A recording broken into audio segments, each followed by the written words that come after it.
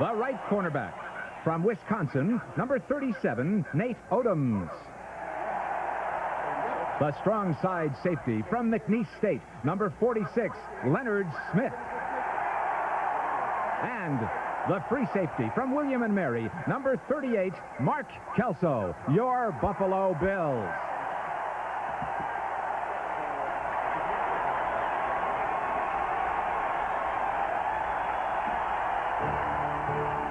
The winner gets the Bengals in Cincinnati a week from today. They'll be a step away from the Super Bowl at Joe Robbie Stadium in Miami. In just a moment, we turn it over to Marv Albert and Paul McGuire for the call of the game. For Coach Don Shula, The National Broadcasting Company presents the National Football League.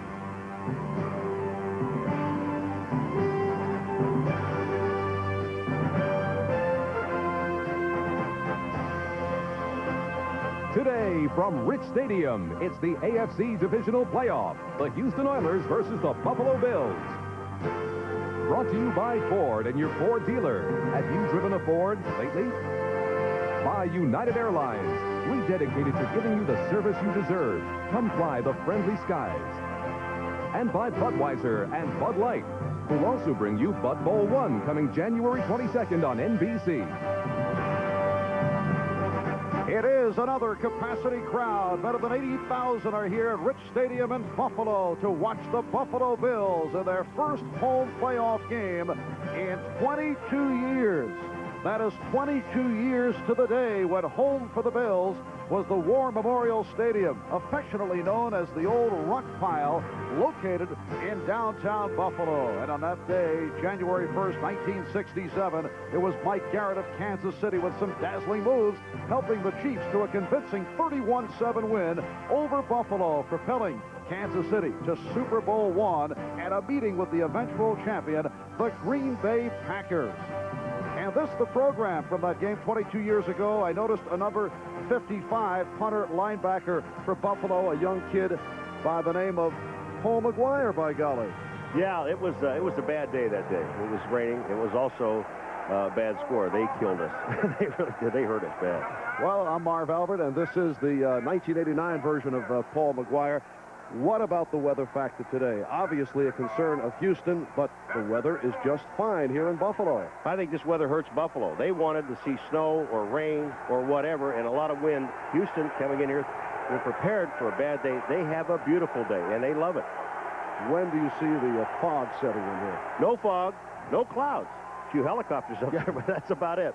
Let's get to the basic storyline. When Houston has the ball, what do you look for as the key matchup? Well, the key matchup has to be 330-pound Bruce Davis trying to handle Bruce Smith. Bruce Davis is not as agile. Bruce Smith is probably the best defensive end in the National Football League. Can he control him?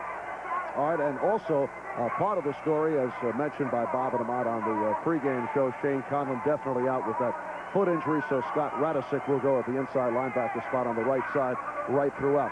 How about when Buffalo has the ball? How do you figure things? If Buffalo wants to run the football, Bruce Devlin has to be able to block Ray Childress.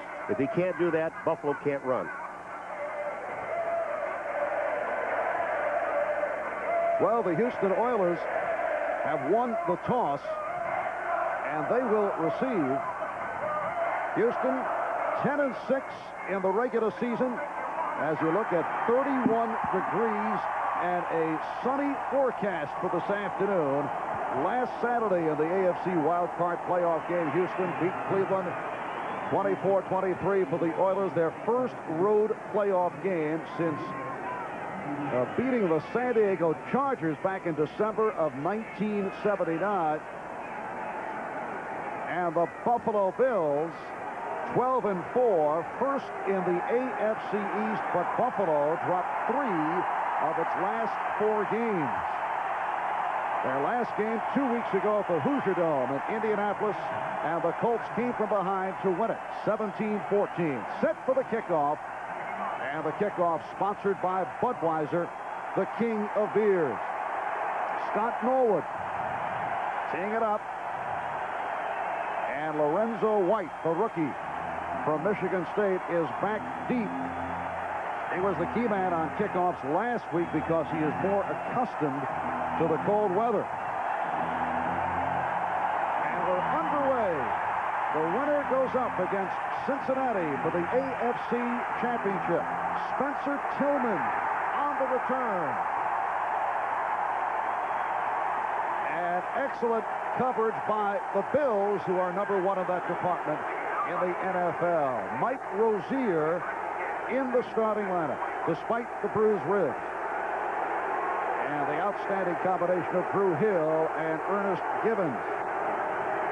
A huge offensive line for Houston Oilers. Bruce Davis, Paul mentioned a moment ago, 6'6", 315 pounds.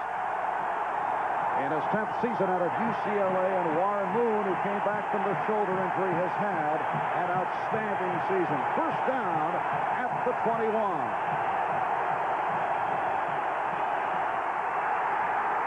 And Rozier for just about 2 on the play as we take a look at the Buffalo defensive unit. Art Still and Fred Smerlis, who sat out in the last game 2 weeks ago against Indianapolis, although Smerlis played in that opening series, along with Bruce Smith, one of the best front threes in the NFL. Radisic for the injured Conlon. And a solid secondary, Burrows, Kelso, Smith, and Odom. Now Alan Pinkett has replaced Mike Rozier. Second down and 8 at the 23. And Moon goes sideline, incomplete. Intended for Haywood Jeffries, covered by the right corner, Nate Odom. I think one of the biggest surprises to the Buffalo Bills this year, especially on the defensive side of the ball, is the play of Burrows and Nate Odom. They have really come through. Really question marks at the beginning of the year. Could they cover one-on-one? They have done that. It is a third down and 8. And this crowd here at Rich Stadium roaring from the opening kickoff. They had a rally here this week when Bill Polian, the general manager, said they want this to be the house of noise. And that request has been answered.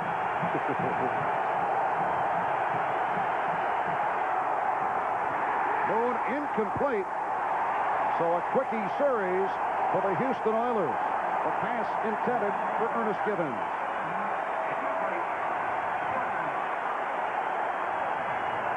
Bruce Smith is going up against Bruce Davis, and just take a look at it. Bruce Smith is lined up way to the outside. Here's Davis getting that drop, which he has to do, and forcing Smith way to the outside. Actually, Moon rolled away from the play, so Smith didn't have a chance anyway. Here's the rookie from Michigan State, who has certainly had his ups and downs. He's also been hampered by a hamstring. Greg Montgomery punting to Errol Tucker, first-year player from Utah. And Tucker backpedals behind his 30. Tucker breaking tackles, gets across the 40-yard line. A 16-yard return off a 49-yard punt. And we have our first flare-up. The Houston Oilers last week and the Cleveland Browns had quite a bit of extracurricular activity. Here we go again. This is what Houston likes to do. They're going to try to intimidate you. They're going to say some things. They're going to try to make you do some things that are dumb. And it usually is the second guy that gets caught. Now there's Tucker on the ground, and then the action starts. Butch Roll, number 87, is one of the guys because they push Tucker back on the ground. He gets back into the play. And all during the course of the week, Buffalo players saying amongst themselves, now we must maintain our composure. Very easy to say, let's not go back with that retaliatory hit, because it's usually the man who retaliates who's hit with the penalty. And the Bills to the offense with Jim Kelly. I like to see him open up a pass on first down. They start from the 44.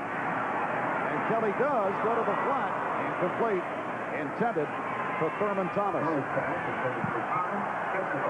Thomas and Mueller in the backfield. Andre Reed, the favorite target of Jim Kelly. He set a Buffalo franchise record, 71 receptions. Kent Hull, the Pro Bowl center. Richer and Hellestray at the guards. Hellestray replacing the injured Tim Vogler. And Devlin and Wolford at the tackles. just underway here in Buffalo. And the Bills in their first series, 2nd down and 10 from their 44-yard line.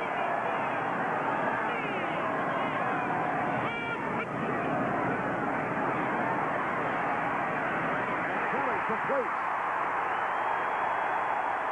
Andre Reed has the first down. Steve Brown, the left corner, and Eugene Seal, inside linebacker, on the stop. The whole defensive line of Houston fell down.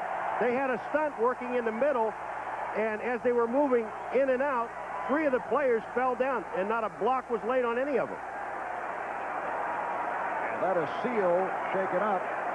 He is an important man on the special team coverage of the Houston Oilers in his 2nd season of Lamar. Buffalo first down at the Houston 45-yard line. Minute and a half gone by. Just underway. Surprising offense. Very unusual for Buffalo to come out and not run the ball yet. On his back is Jamie Mueller. And Kelly throwing again. Has Furman Thomas for 7 more, but a penalty marker is down. The referee today is Gordon McCarter.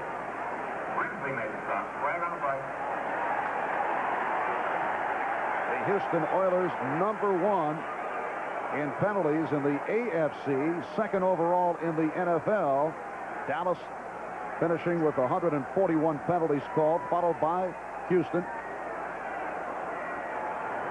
Holding. Number 93 on the defense. Penalty accepted. 5 yards. Automatic first down. That is Robert Lyles, outside linebacker on the left, called for the hold. He had to be holding Pete Metzelaars, number 88, the tight end for the Buffalo Bills. Metzelaars came down the line of scrimmage and ran it out, and it brought Thurman Thomas underneath. The Bills first down at the Houston 40-yard line. And Kelly will throw again. The tight end Metzelaars inside the 35, and another flag has been tossed. Roughing the passer, personal foul. That time the Houston Oilers weren't even set. Their cornerback, Steve Brown, number 24, was on the wrong side of the field. Personal foul, roughing the passer, late hit, number 79 defense. Automatic first down. Didn't Childress say earlier in the week that we can't talk to Kelly and intimidate him? We have to go back and hit him? Well, here's what happened. Ray Childress, number 79. Kelly throws. Childress hits him in the face with his hands. That's intimidation. And here are the Buffalo Bills coming out throwing. Well, Ray Childress said, I don't think talking is going to intimidate him. We're going to have to hit him, and I think that will intimidate him. All right, let's see what happens here as Buffalo now on the move, first down at the 18. Not able to complete with Furman Thomas, who should have held on. Keith Bostic, the strong safety, on the coverage.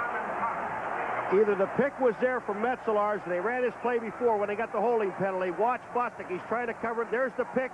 Thurman Thomas is wide open. He walks into the end zone.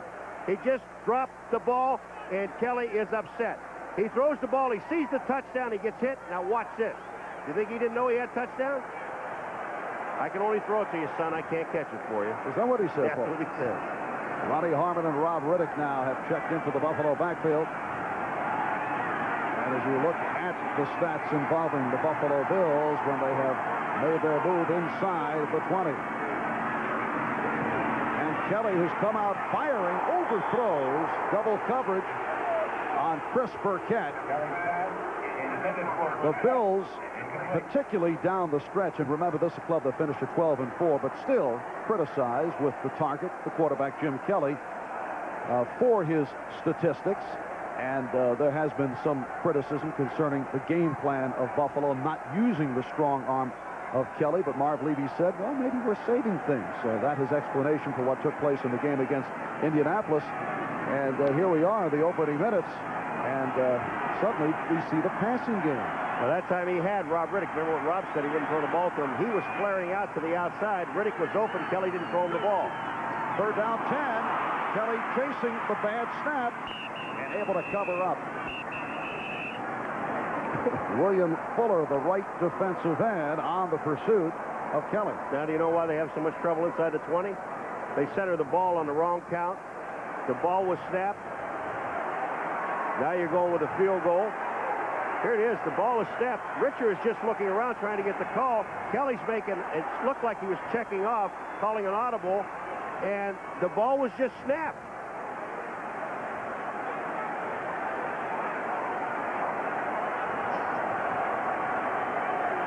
And this will be a 50-yard attempt for one of the best field goal kickers in the NFL, Scott Norwood, who's hit 21 of 24 here at home at Rich Stadium. The holder, the punter, John Kidd. Long-range attempt. And well short of the mark. So the Buffalo Bills drive is stalled with 3 minutes, 10 seconds gone by. The Houston Oilers, after knocking off Seattle in a wild card in overtime, reached this level in the AFC Divisional playoff, but they certainly had their problems against the Denver Broncos, and the Broncos won 34-10 at Mile High in Denver. Marvin, it really, when you're in a situation like this in a playoff game where the loser goes home, it isn't the physical teams that go against each other that's going to make the difference. This is a time of the year when it's all mental. If you can't get yourself ready, if you make mental errors like the one the Bills just made there, you can't win football games doing that. That's the bad snap that led to the 50-yard field goal attempt. And Norwood not able to connect. Houston takes over at their 33-yard line. And Moon having some difficulties. Here's Rozier. Stopped by Art Still, a 4-yard advance for Mike Rozier, who had a terrific season. He ran for 1,002 yards, the first Oiler since Earl Campbell back in '83 to hit the 1,000-yard mark, scored a personal high, 11 touchdowns. Houston, a team that likes to call audibles. And that is where the noisy crowd can come into play and provide problems with Warren Moon. They said that most of their offenses run off of audibles. Certain defenses are going to move, and the Bills are moving their defense around. Second down, 6. Highsmith short of a first down, about 3. Bentley and Radisic combining to make the tackle. You know, when you talk about playoff experience, a year ago when you showed that game in Denver, there were only 4 players on the Oilers that had played in a playoff game, and that was their first game. It was the wild card game against Seattle that they won in overtime. This year, there are 37 players. On the Bills, there are only 8 with NFL experience. A one-time Seattle Seahawk, the tight end Pete Metzelar, who appeared in 5 playoff games, but all with Seattle. Third down and 4. Moon able to complete, but short of a first down. Drew Hill picked up 2.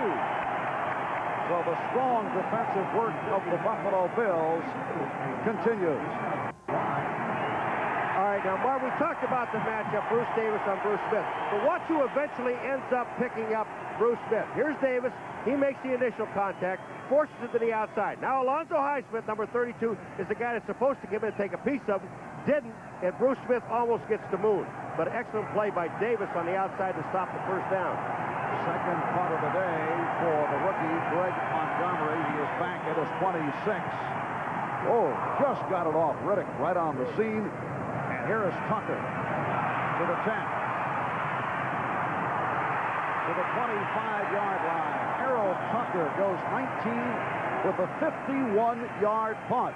And again, some words following the tackle. We'll be right back. Welcome back to Rich Stadium in Buffalo, where the Bills are 8-0 this season. Marv Albert, Paul McGuire, no score, 5.5 gone by in the first quarter.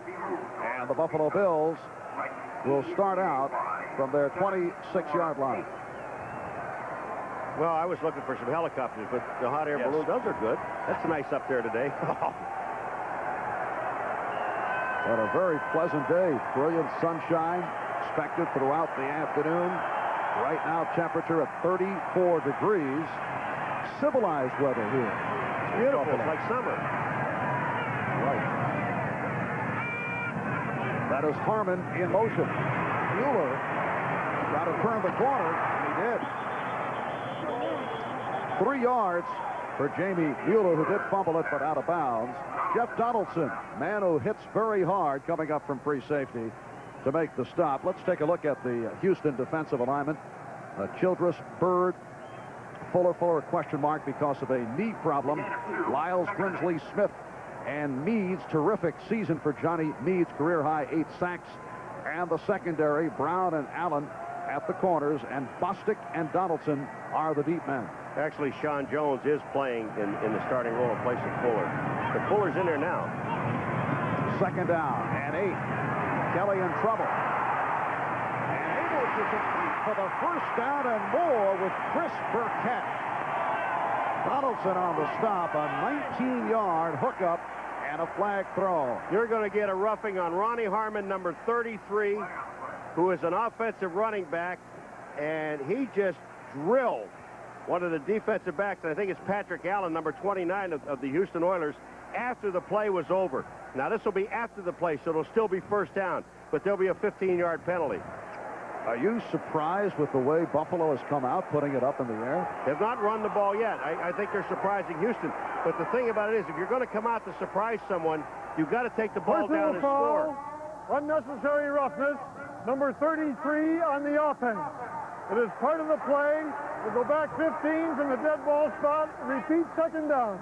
That is Ronnie Harmon, who was called for the personal foul. Well, I thought this happened afterwards, after the 1st down. Now watch, here it comes. Now here's 33 in your screen is Ronnie Harmon. He's going to pick out number 29, which is Patrick Allen, and drill him. But I thought the play was over, so it should be the 1st down and a penalty afterwards. So much for that theory. Thank you very much. Another reason why I'm not an official. 2nd and 3 at the 33. And Kelly going sideline. Intended for the running back, Thurman Thomas, who is covered by Keith Bostic. Thurman Thomas had Bostic beaten, just could not get to the ball. This is the one thing that Kelly's been talking about all year long. I need speed on the outside. And I would think, looking to the draft, that is what the Buffalo Bills will be seeking. Their top receiver, Andre Reed, with 71 catches, has shown he can get deep, although the Bills have not gone in that direction, but he would not be considered a burner. 3rd down and 3.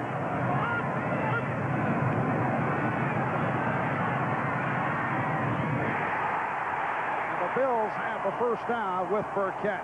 Pickup of 9. That was an excellent read by Jim Kelly. Burkett, everyone else they were covered. Burkett was actually covered. But then Kelly waited. He had enough time and enough patience, and that's what it takes in a game like this. Watch Kelly. He's going to look to his left real quick. He looks for Burkett right now. He doesn't see him, and then he waits until Burkett gets open and then lays it out in front where Brown has no chance at the ball. And Jim Kelly has opened up 4 out of 8, has a 1st down at the Bills' 42. Now to the ground for Mueller. And he is cut off back behind the line by John Grimsley, who leads Houston in tackles with 115 coming in. It's a gain of 1, 2nd and 9.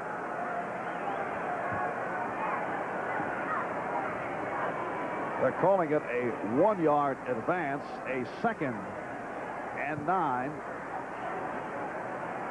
This must be a new wrinkle. They're trying to get Jamie Mueller, who is the fullback, and obviously not fleet of foot like the running backs are, and they're trying to get him wide. 7 minutes remaining in this 1st quarter with no score. A lot of movement. Penalty flags down as Kelly goes incomplete. Kelly's pass intended for Rick was tipped. There's a flag on play.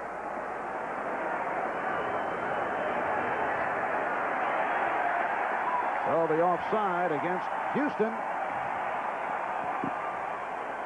looked to be Sean Jones. Offside defense. Number 79, 5-yard penalty. Repeat 2nd down. Well, now they say Ray Childress, the left defensive end, in his 4th year out of Texas A&M, made it to the Pro Bowl, 8.5 sacks for Childress. And off that offside penalty, it will be a 2nd down and 4 from the 48.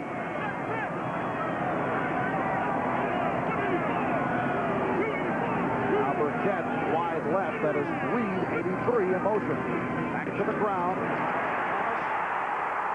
Thomas breaking away.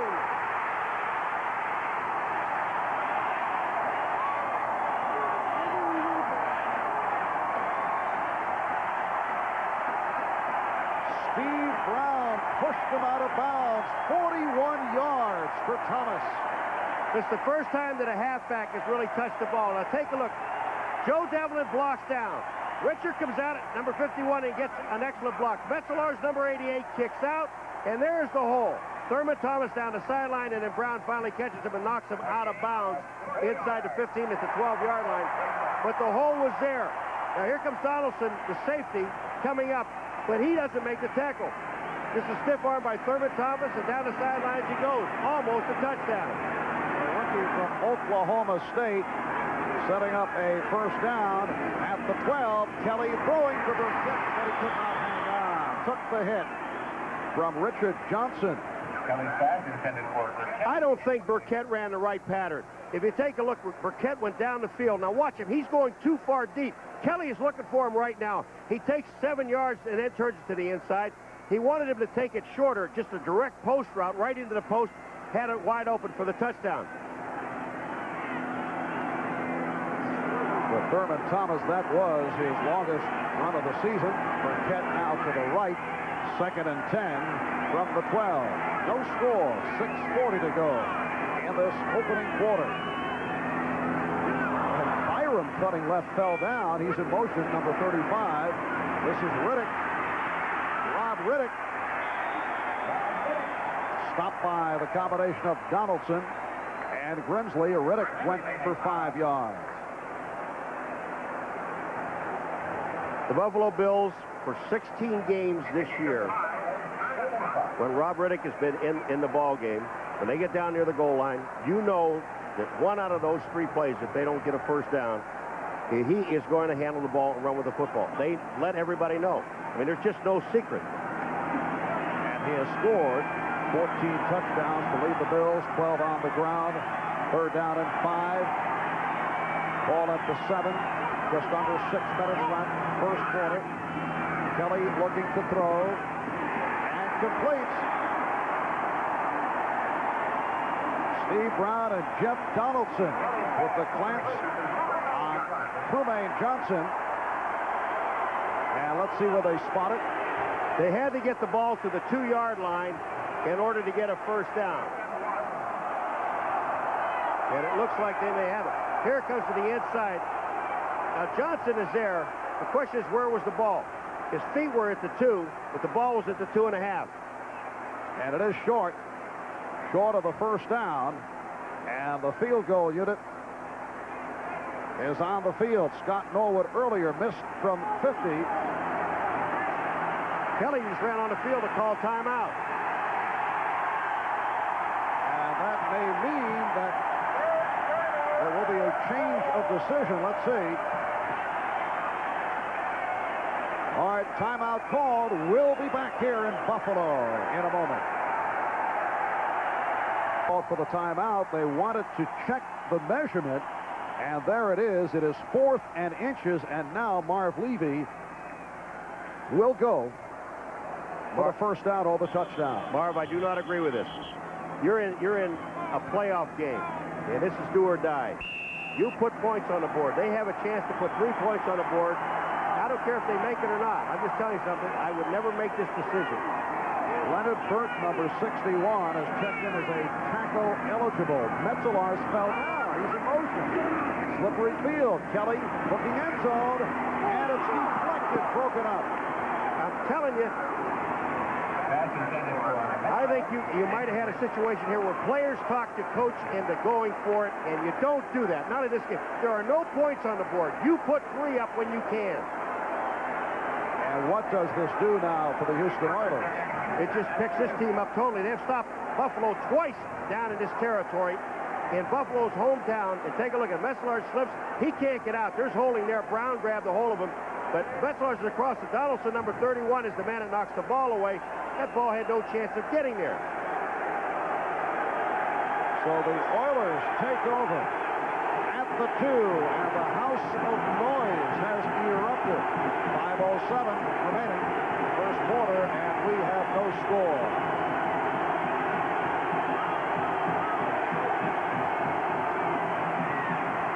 Mike Rozier to the outside and runs it out of trouble. Rozier stopped by Burroughs. Strong safety Leonard Smith forcing him out. You know, Rozier, we know that he sat out of last week's game, and he has a rib injury. Now, just take a look at where Rozier carries this ball. He's got it away from his body, totally away from his body. Now, even when they're going to put the hit on him, he doesn't tuck the ball away. He keeps it out away from his ribs. And on the pregame show, Ahmad made the point that when a running back does suffer an injured rib, he will hold the ball differently. That could be a factor. Well, Ahmad played his whole career with broken ribs. Second down and 3. Rozier is stopped. Art Still on the tackle. Is that what Ahmad told you? Yeah, he said he was tough. He was one of the tougher players that ever played this game. He played here in Buffalo. On the subject of being tough, when Rozier said he could not go last week and Alan Pinkett came on and did such a fine job, Jerry Glanville said he was really surprised because he knew that Rozier was hurt bad because he's a guy that has played hurt in the past. And he really loves Rozier. He said, here's a guy that if he didn't carry the ball one play, did not gain a yard in the entire game, but if they won the football game, he was as happy as anybody to gain 200 yards. Alan Pinkett has checked in. Third down and 3. The ball at the 10. Moon with time. And a nice diving catch by Drew Hill for the first down out of the 30. 21 yards on the play. Drew Hill, who has had a sensational season, career-high 72 catches, stopped by Odoms and Bennett. You can see right here that they're sitting in zone defense. And the key to this whole thing is the fact that Warren Moon, down in his own end zone, had all day to throw the ball. Now, here's Monchok, number 63, and he's blocking now on Bruce Smith, who moved to the inside. Now, you see, Moon had the time to wait for Drew Hill to come across. Once he did that, completion at the 30. And now Hill is to the right, Gibbons left. 3:20 to go, first quarter, no score, first down at the 30. That is Pinkett in motion. The swing pass and the immediate hit on Alonzo Highsmith by Scott Radisick. The ball was jarred loose, but covered by Houston. A loss of 5 on the play. This is absolutely a linebacker's dream. Here he is. He's covering a back coming out of the backfield. It happens to be Alonzo Highsmith on a reverse angle here. And take a look. That's his man. Bang. As soon as he catches the ball, I don't know if he really had the ball, if that's a fumble or not. They should take a look at it because it didn't look like Alonzo Highsmith had control. Second down and 14 at the 26.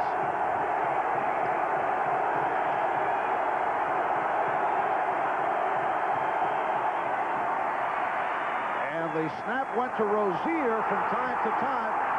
The Oilers will do that. Another fumble, but recovered by Houston. Ray Bentley on the stop. So Mike Rozier, the running back, taking the snap. Actually, Bentley came up with the ball, Marv, but they said that the runner was down by contact. And once that's done, nothing else happens. Here's the snap back to Rozier. Bentley comes in. He doesn't strip the ball away, but the ball, he is down. There's no question about it. Rozier's knees are down, and the ball comes back to Bentley, but now it's 3rd and 10. And again, the crowd rises. A minute 45 remaining in this first quarter. Moon with the time, and again connects with Drew Hill for a first down. Wayne Davis on the stop of Hill, a 19-yard pass play. sitting there watching Bruce Smith that time. They had a deal on, and they sent Smirlis to the outside, and Bruce Smith hesitated for a second, came up the middle, but once he came up the middle, the block was on. They were sitting there waiting on him, and I think Monchuk is the guy that's going to eventually get Bruce Smith. Now, you see Freddie Smirlis to right of the screen, he spins out. Now, here comes Bruce Smith there. But when Moon has that much time, and the receivers that he has on this football team, you cannot give him that much time, and he's going to pick you apart. Warren Moon connecting with the Pro Bowl wide receiver Drew Hill. First down at the 49. Now he goes the other way to Jeffries. Haywood Jeffries, who has come back strong from the injured reserve. He was out with an ankle and has been a clutch man in recent games, going for 14 and another first down, and another discussion between the Oilers and the Bills. I love it. The Houston Oilers defense, they're banging people all over the place. After the play, before the play, it makes no difference. Now here's Jeffries. He catches a pass. Ray Bentley comes in just a tad late and nails him. Here it is. Here's Jeffries. He makes the play. Bentley, number 50, is going to come into play. Here goes Jeffries. He's on his way down. Now watch Bentley.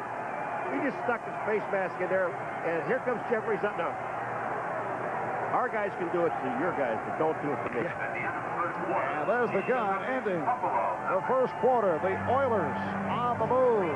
Buffalo missing a field goal and failing on a 4th and inches. No score after 1. The Buffalo Bills going for that for the touchdown rather than a short-range field goal. Cannot believe they didn't kick the field goal. There's no points on the board.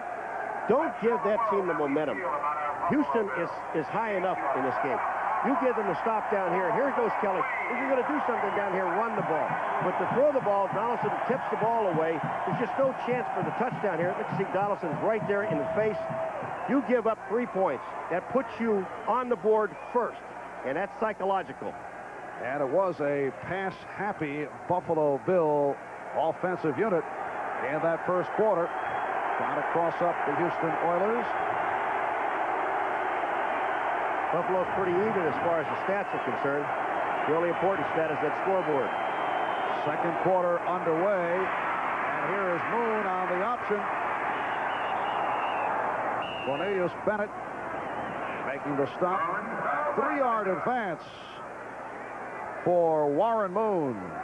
Moon's laughing. He's talking to Bennett. Now, Cornelius Bennett comes upfield. Now, I think Warren Moon was looking for a pitch man, and it just stunned him. Here comes Moon out by him. He said, wait a minute, you're not supposed to have the ball. You're supposed to be pitching the ball. But he goes right back and catches him. There is Cornelius Bennett. Came to the Bills midseason last year in that blockbuster 3-way trade involving Eric Dickerson. Pro Bowl man this season, one of 6 Bills to make it to the Pro Bowl. Second down and 7 at the Buffalo 34. And Moon going deep sideline, intended for Curtis Duncan, who was covered by the left corner, Derek Burrows. Duncan had no chance at this ball. Burrows was there. Duncan looked like he might have had a step on him. Burrows is sitting there. You know, he hand chucks him right there. This is all legal, but this is running step for step. That's perfect coverage. There was no chance for the ball because it was out of bounds. There's Derek Burrows. Been banged up this year. Ankle injury. Bruised jaw.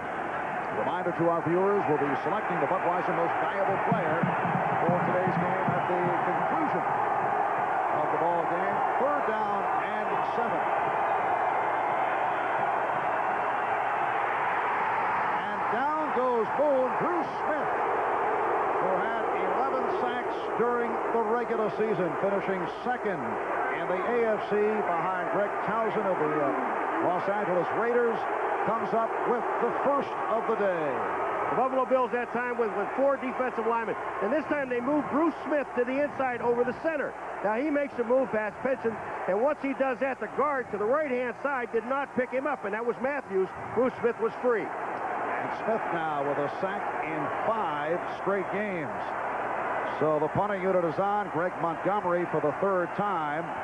Punting to Errol Tucker. And it's blocked. Almost blocked in his last attempt. And the Buffalo Bills with the block punt recovering third punt blocked by the Bills this season. The strong safety, Leonard Smith, the man to get to the ball. But Marv, the other time they had 10 men on the line of scrimmage. This time they only have about 5 or 6 guys. And they're all standing back there like they're not going to rush. And then they just send Leonard Smith right up the middle. He makes the block. Just a perfect call. I don't think Houston was waiting on it.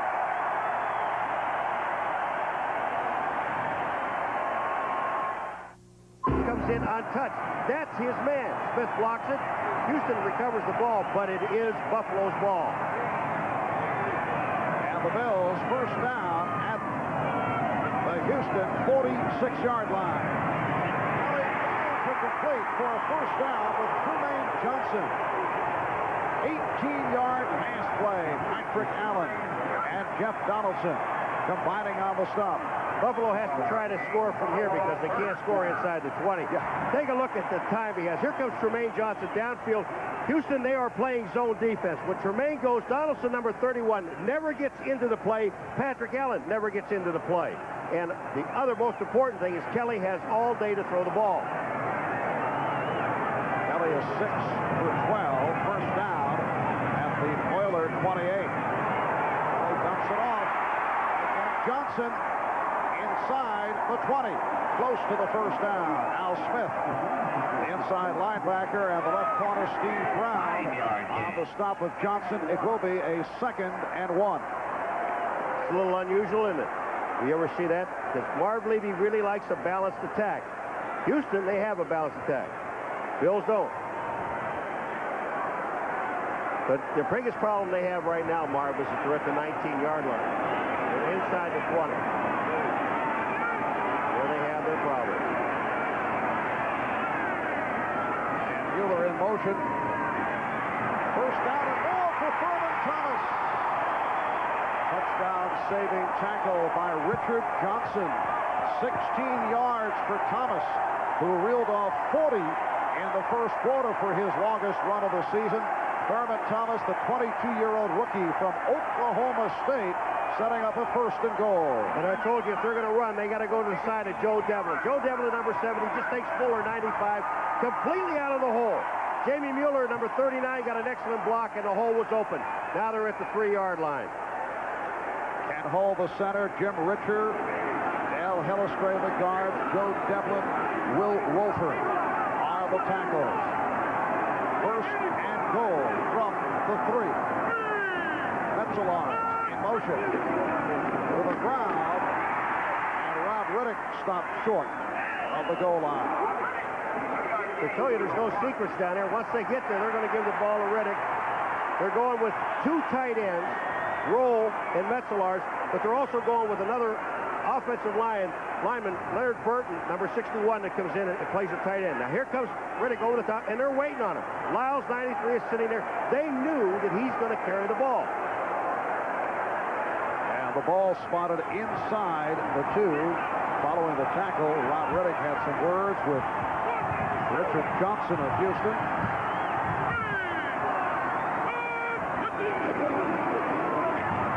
And Riddick able to battle his way through for the touchdown. And Jim Kelly involved, as he had some words with several of the Houston defenders.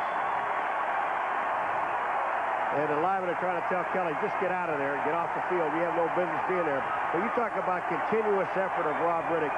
He just never stops. When he gets down near the goal line, he honestly believes that he should score every time he touches the ball. Kelly falls down, but he gets the ball to Riddick. He bobbles it, takes a look at the ball. Now watch, he stopped there, but his continuous effort with his legs driving to get him back into the end zone for touchdown.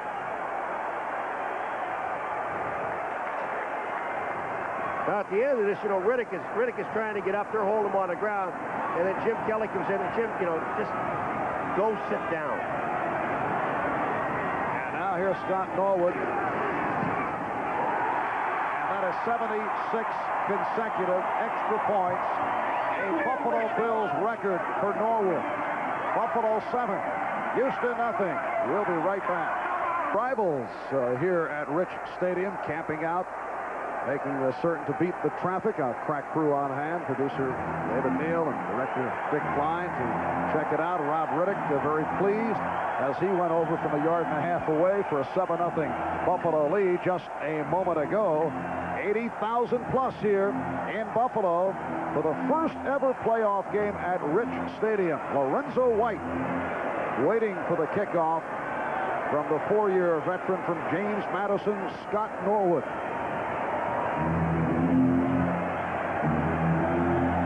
The winner today faces Cincinnati next Sunday in the AFC Championship game. And White will run it out. And he is stopped across the 10. Excellent coverage again by the Buffalo Bills, led by the one-time Houston Oiler, Steve Tasker. You know, on his scoring drive, 5 plays, 46 yards, took up 3 minutes. But Rob Riddick, Kelly falls down, and Riddick, because of the experience in the back, his most important thing is that football. Got his composure, made sure he had his hand on the ball, and then a continuous effort to get the ball into the end zone. That's hustle. That's experience. And the Oilers hearing it from this crowd. It's a 1st and 10 from the 11. Alonzo Highsmith, Mike Rozier are the running backs. Rozier. 2 on the play. Ray Bentley, the inside linebacker, was right there. You know, on a kickoff, this team, they lead the league as far as stopping them. Number 89 there is Tasker. You think he's happy? Watch this. Oh, and he missed it. Man, if you're going to, you got to make the thing, Steve. You got like 2 4s. And Steve Tasker made the Pro Bowl last season for his special teams play, hampered by a knee injury this year. 2nd and 8 from the 13. 5 minutes gone by. 2nd quarter. Buffalo 7. Houston nothing. Boone again got the time. Hard hit. And it was ruled incomplete. Wayne Davis applying the hit on Drew Hill. Okay, Warren Moon, he's got to think about Bruce Smith making that sack in the last series of downs. Got some happy feet. Moon is backing out, moving around. You've got to have total confidence in your offensive line to stay in there. Now, I know he's been sacked one time, and it's easy for us to say sitting up here. But in a game like this, you must be patient. Kelly has been patient throwing the football. Moon has to do the same thing. Warren Moon facing a Buffalo team that is first in the AFC in total defense. 3rd down and 8.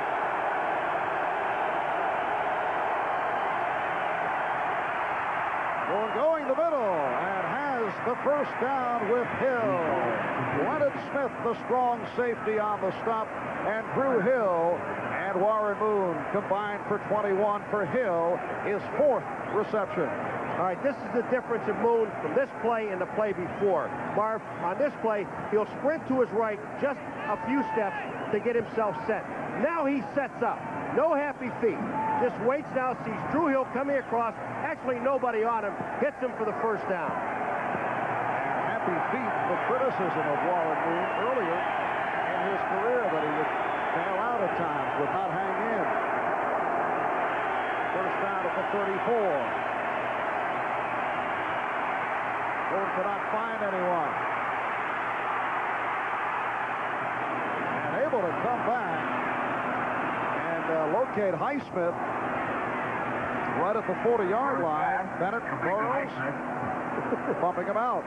Now, all right, the man with the happy feet. Warren Moon that time really does all this himself. And he's going to tell Alonzo Highsmith, come on back to me. He's looking around the field. Freddie Smirlos, number 76, is putting some pressure on him. Moon's going back looking for Ernest Givens, 81. He's not open there. So he sees pressure, he goes back. Now watch it. His hand says, Alonzo, come back to me. I'll get the ball to you. We can pick up 7. It's a 2nd down and 3. Good block by the center, Jay Pennison, to buy some time for Moon. And let's see, referee Gordon McCarter preventing the... The Houston Oilers from... Please reset to 12 seconds. 12 seconds on the clock. The play was reviewed and stands as ruled. Second down. Well, apparently the question concerned that last reception by Highsmith on the sideline as to whether he was in bounds. It was reviewed. The replay official today is Mark Burns. And the 30-second clock reset now to 12. So the catch was ruled as a good catch, complete. And we're set to resume. Second down and 3 at the 41. 8.5 left. First half, Buffalo 7 and Houston nothing. And Moon picks up the first down with Jeffries. 7 on the play. Odoms made the stop. One of the bigger receivers on this Houston squad, 6'2", Haywood Jeffries. Haywood Jeffries goes down and just sets up right beyond the first down marker. There's 4 wide receivers in the game. Leonard Smith, who is a safety, is out there trying to cover him. He knows he has to give him the cushion because of not only his height, but his speed.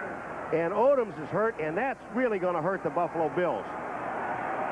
Nate Odoms, the right corner in his second season out of Wisconsin, hobbling over to the sideline. He's been replaced by Kirby Jackson, and now the Bills call for a timeout. 8:08 left, first half.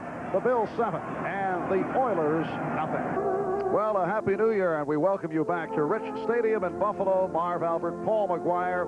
The first time that Buffalo has hosted a postseason game since January 1st, 1967. 22 years to the day when the Bills were beaten by the Kansas City Chiefs. Chiefs going on to Super Bowl I. NBC August are doing a very fine job today, Paul. You'd think their lips would get cold being out here, but it is in the, almost 35 degrees here, which is a balmy day. When the Houston Oilers are going with 4 wideouts, 4 wide receivers, and what that does is it forces the Buffalo Bills to go with 3 defensive linemen, 2 linebackers, which will be Talley and Bennett, and then 6 defensive backs. And this is where when you go with 4 wides, you keep Alonzo Highsmith in the backfield. What you're saying, and this time they have Pinkett back there now, is that you have the confidence in your offensive line that they can handle these guys no matter what they throw at them. And Houston first down at their 48-yard line. 7.5 left, first half. And this is Pinkett. Stopped by Bruce Smith. Alan Pinkett last week against Cleveland. In only his 3rd start of the season, rushed 14 times for a game-high 82 yards and 2 touchdowns coming off the bench to do a terrific job replacing the injured Mike Rozier. Well, you look at Bruce Smith now. He stands up right on Bruce Davis. He holds him up, locates the ball, and makes the play. It is a 3-yard gain, but here is a key matchup that we talked about at the beginning. Bruce Davis must contain Bruce Smith. But the problem is that Bruce Smith is moving all over. He's lined up on 3 different people so far. Second down, 7 from midfield. 85 Hill coming over to the right. And on the draw, it is Highsmith breaking loose. Alonzo Highsmith. Kelso and Smith able to chase him down. You could have called a better play. They had the Buffalo Bills with Bruce Smith coming upfield, Freddie Smerlas, number 76, taking it inside. And when this happens, here comes Bruce Smith. They just go, they take Smerlas and Art Still down the line. Bruce Smith is up the field. There are no linebackers there. Alonzo Highsmith is out in the middle of the field, all by himself. Now they're inside the 20. A 31-yard run by Alonzo Highsmith in his 2nd season out of Miami, making it back strong from that shoulder injury and arthroscopic surgery. First out at the 18, and Moon on the option. Making his way inside the 15-yard line, the outside linebacker, Darryl Talley, on the stop. You know, it's a pretty play to watch, Marv, the option. But only in college. You don't want to lose Warren Moon.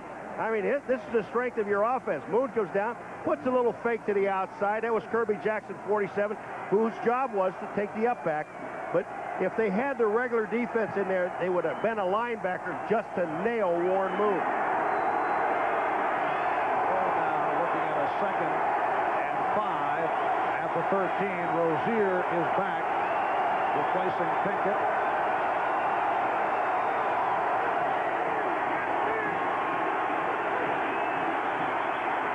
Delay a game. Ernest Gibbons very frustrated. You can see him jumping up and down in anger, and Warren Moon unhappy. And his unhappiness directed at Cornelius Bennett. Delay of game. Offense, 5-yard penalty, still 2nd down. Paul, is that a problem with the noise?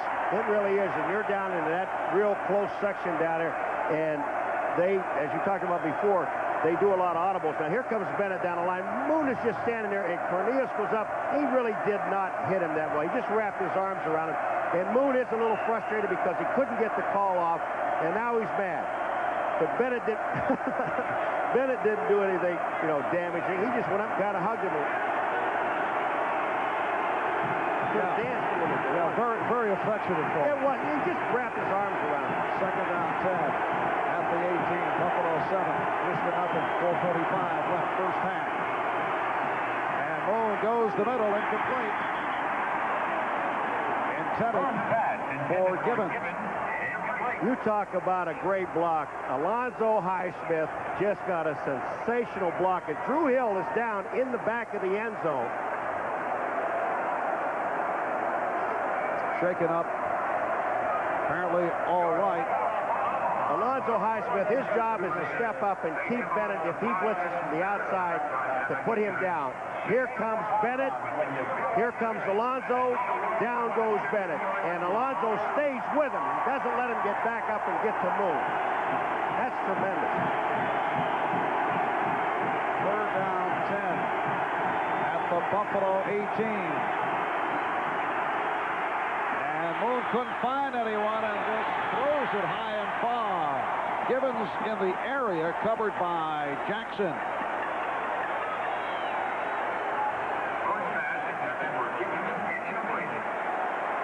Looked like Bennett and Moon actually had some nice words for each other on the follow-through after that play. Tony Zendejas now coming on, and opposition field goal kickers have had all kinds of problems. Marv Levy trying to set.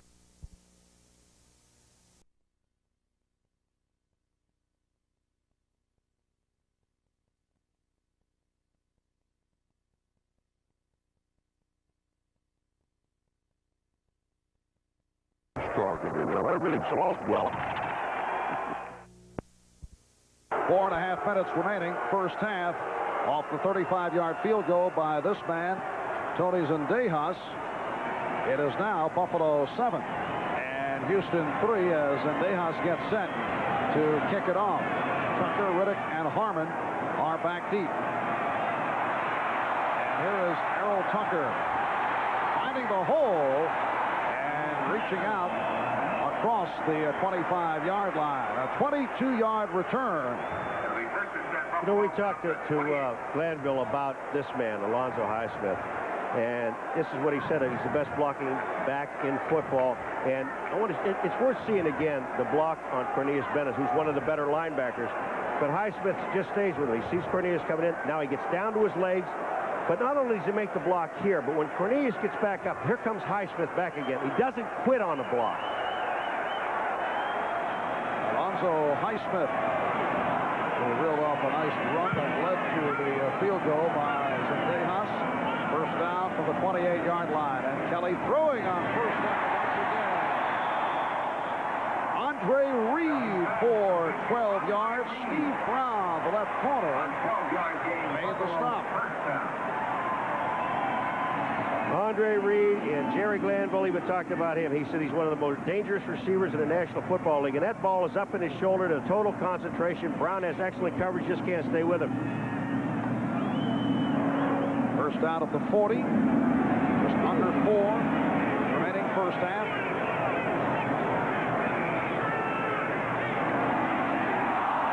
It's dropped by the the tight end, Metzelaars, covered by John Grimsley. Buffalo Bills, I guess they're not going to sit on that lead, huh? they're just firing the ball all over the place. And now is in a situation now where I wouldn't be surprised to see him run a play, because they are running so well to their right side to where Joe Devlin is, and he happens to be blocking on Fuller, and also Childress is out there. Kelly now 2nd and 10 at the 40. Others may think they're watching Jim Kelly from the Houston Gamblers of the USFL, although he's not looking for the deep patterns in the run and shoot the way he did in those days. Riddick not able to hang on. Rob Riddick, the man who criticized Jim Kelly about a week and a half ago for his passing philosophy, but that time it was Riddick who did not hold on to the ball. After that one, he may not throw any more to him either. Ray Childress is going to the Pro Bowl, and when you're that good, Ken Hall is blocking on him to the outside. He just jams him back into the inside, and Childress was kind of lost on trying to find out, where am I supposed to go? Where is the ball? The Houston Oilers cannot win this football game until they get some heat on Kelly. 3rd down and 10 from the 40.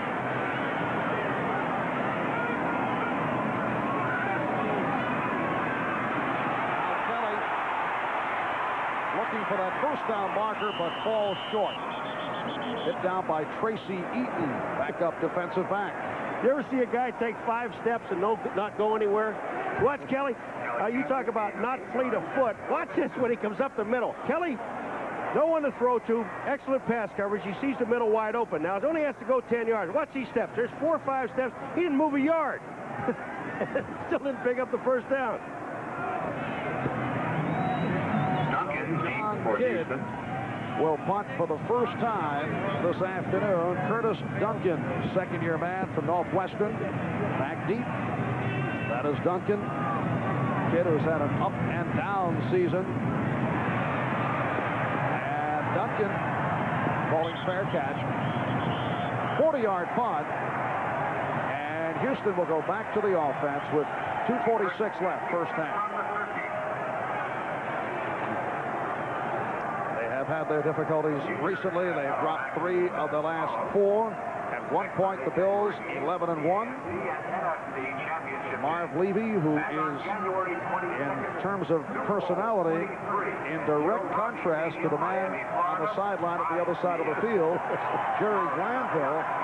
In fact, Glanville was described by quarterback Patrick Allen as a rebel without a pause.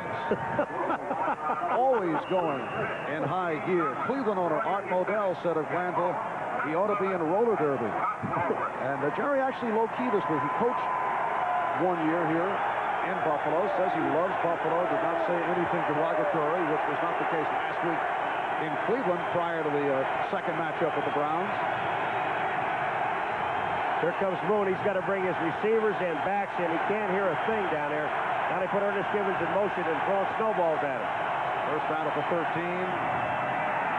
A flag has been thrown as Hill made the catch, stopped by Talley.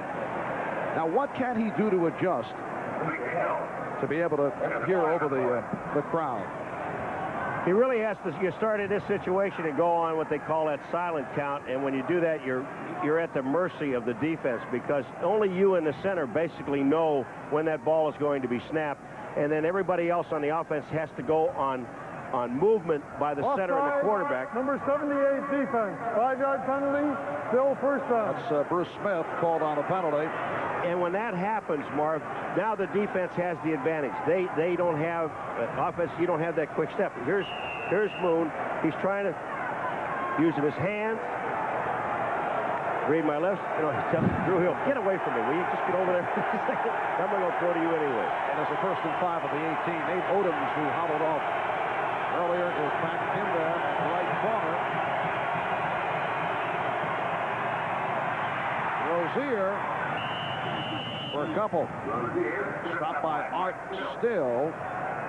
Art Still making it back from the knee problem in his 11th year out of the University of Kentucky. We're coming up on the 2-minute mark here in the first half. And when we resume, For Houston, it will be a 2nd and 3 at the 20.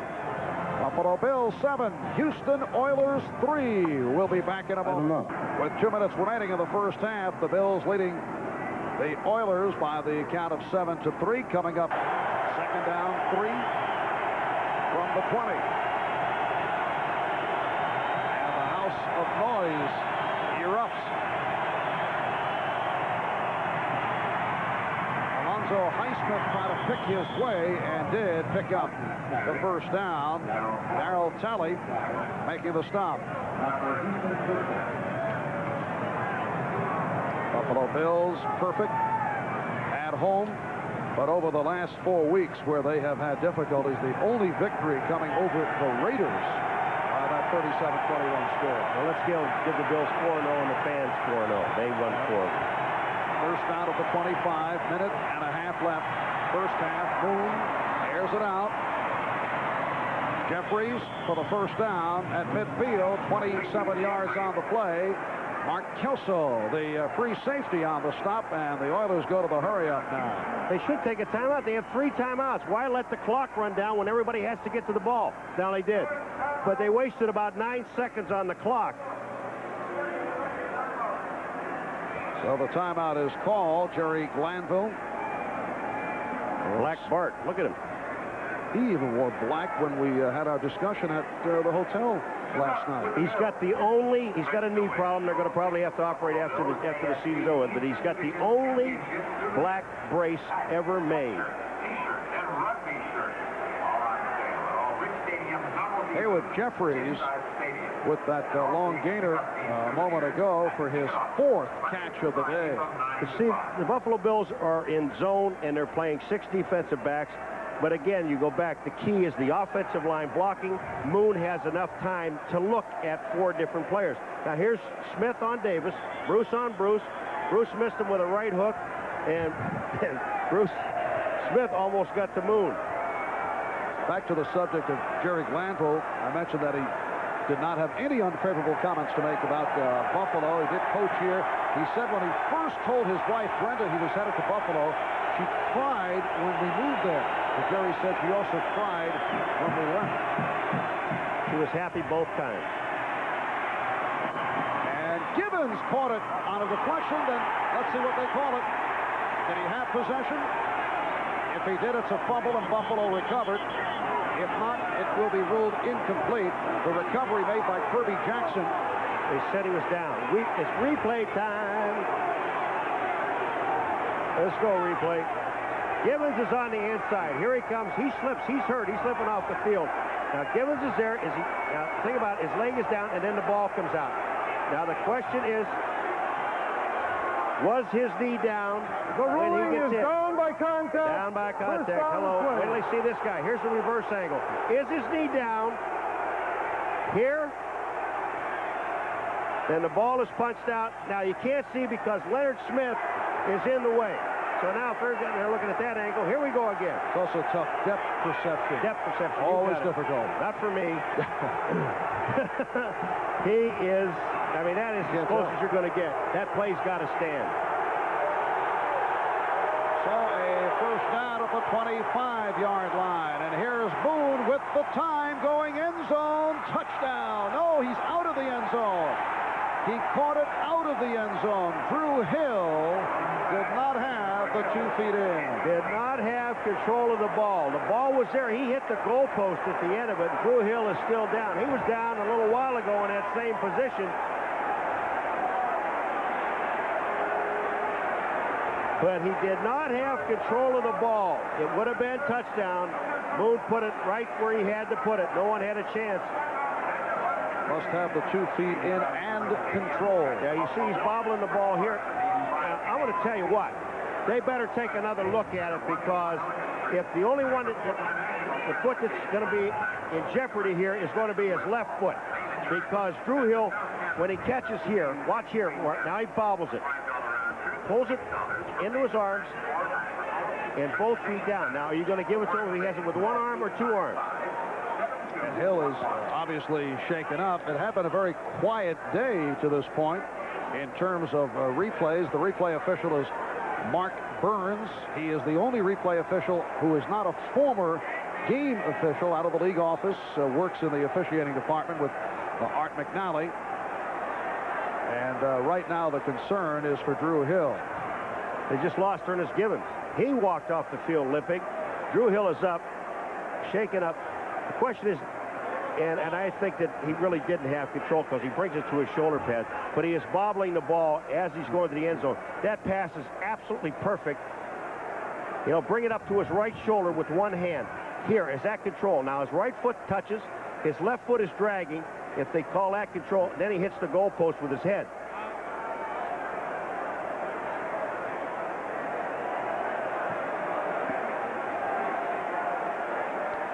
All right, the word from the replay booth is the left foot was down, but his knee hit out of bounds.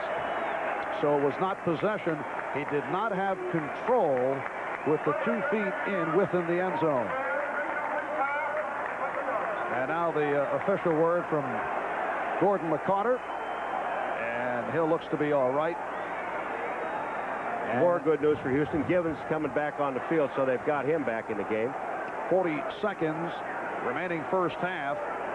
And when we pick it up, Houston will have a 2nd and 10 at the 25. And Bruce Davis has done a pretty good job on Bruce Smith. Remember, the only sack came when Bruce Smith came up the middle. He did not come up over Bruce Davis. And the Houston Oilers have allowed only 24 sacks for the season, among the fewest in the NFL. The 1 sack recorded by Smith. Bruce Smith. Bruce Davis, 6'6", 330 pounds, like running around a building. 2nd down and 10. And the crowd back to it. Moon in trouble. And able to complete right at the 1st down marker. Burrows on the coverage of Duncan. Now the Bills want him to say he's out of bounds.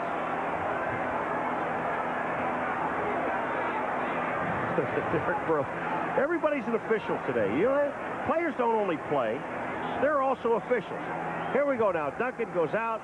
Moon scampers and he sees him coming back. Duncan does a smart thing. He comes back. And now what they're saying is here he catches the ball, but he stopped his progress so he couldn't go out of bounds. And he said he didn't get out of bounds, but he does. But Moon does a great job rolling out to the outside. And then again, we get officiating by all of the players. Everybody likes to officiate. And by getting out of bounds, he did stop the clock. 31 seconds remaining. It's a 3rd down and 1. 31 seconds left in the half. A lot of movement. Fumbled on the snap. And the penalty marker is down.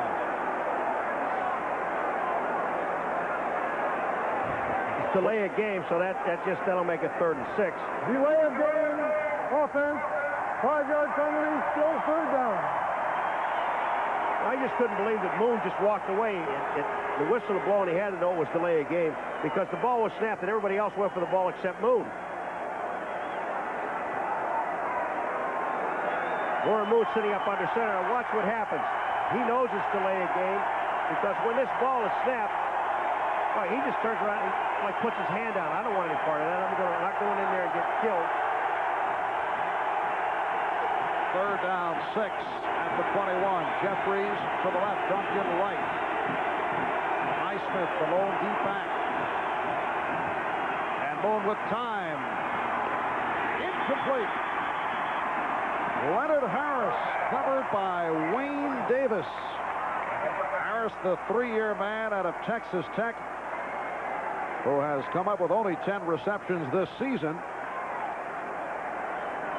And now Zendejas will check in. The one thing, look where this ball is thrown. That ball should have been caught, even though Davis made an excellent play on the ball. But Warren Moon is sharp. He's getting the ball where it has to be caught, and they're not catching it. Zendejas connected from 35 yards away earlier the 2nd quarter. This, a 39-yard attempt that is blocked.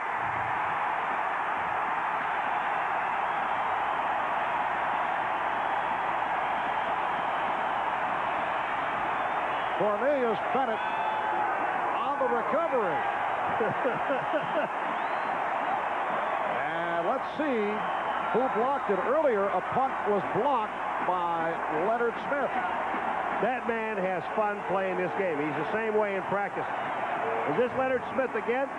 The ball comes up to mid. I don't know. That's not Leonard Smith. I can tell you that. That was Cornelius Bennett that blocked it and recovered it.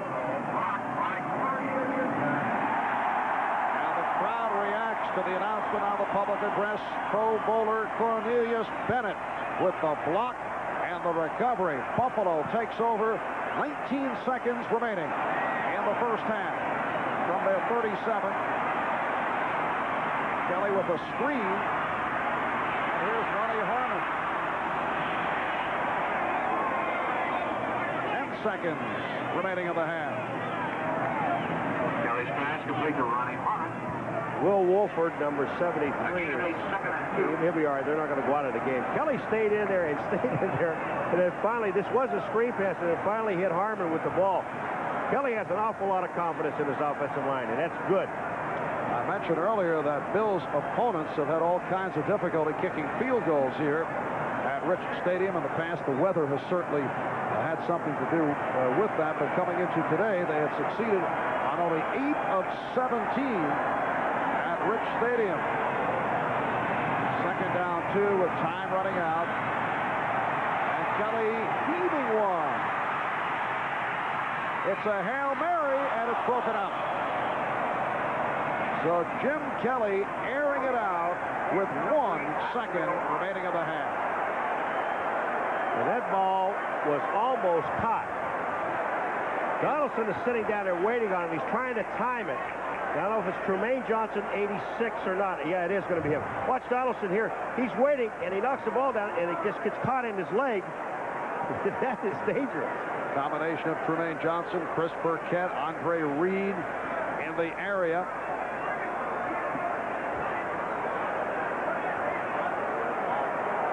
Marv Levy and his Buffalo Bills leading the Houston Oilers by the score of 7-3. Let's see if Kelly will give it another shot. Play is blown dead. Well, we know one thing. Can't end on a defensive penalty. Delay of game, offense, 5-yard penalty, because still they'll put 1 third down. second back on the clock, so they still have a play.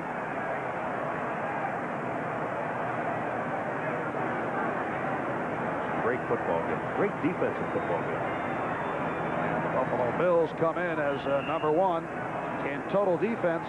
Houston Oilers, the only team in the NFL to score more points, the Cincinnati Bengals. Houston with 424 points for the season. But thus far, Warren Moon and his Oilers held to the field goal. Although Moon, as you say, has been throwing the ball well. He has been throwing the ball well. He didn't look too excited right there. Off the draw, Jamie Mueller. He will not go down.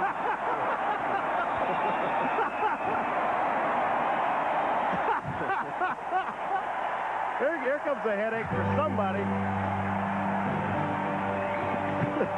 Jamie Mueller goes 6'1", 225 pounds, refusing to hit the field. And that is the end of the first half. Buffalo 7, Houston 3. Bob Costas. And what has been a surprisingly balmy day, and the Buffalo Bills leading the Houston Oilers by the score of 7-3 as we look to the second half. And what do you foresee from the Houston point of view?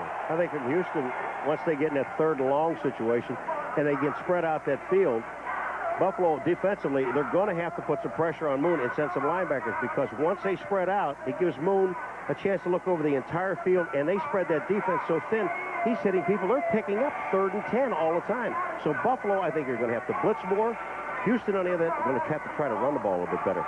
And Jim Kelly came out throwing in the first half. 9 for 18, 99 yards. Moon, 11 for 19, 144 yards. The key play in the first half, the block punt. Greg Montgomery nearly blocked in his previous attempt by Rob Riddick, and now they got him. Leonard Smith came from the outside. Nobody touched him, really.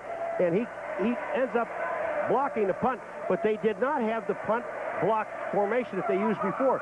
In the first couple of punts, Marv, they put up 10 men on the line of scrimmage and really didn't come. That time they only had 5 guys. Well, look at it. Can you imagine this game? No turnovers in this ball game. Everything is basically even. The score is close to being even. This has just been an excellent, I think, excellent defensive football game. And if it wasn't for a couple of drop passes on both sides, each team would be ahead by 7 at least. And the winner today goes against the Cincinnati Bengals in the AFC Championship game.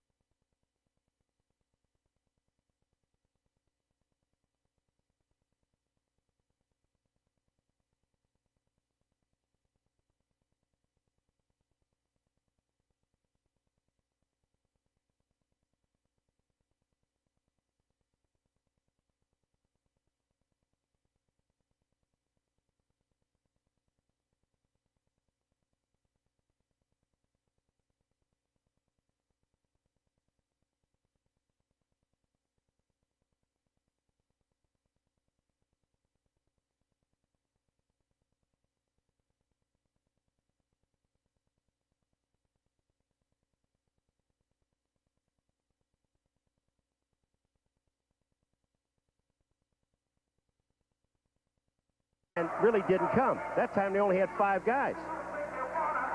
Well, look at it. Can you imagine this game? No turnovers in this ball game. Everything is basically even. The score is close to being even. This has just been an excellent, I think, excellent defensive football game. And if it wasn't for a couple of drop passes on both sides, each team would be ahead by 7 at least.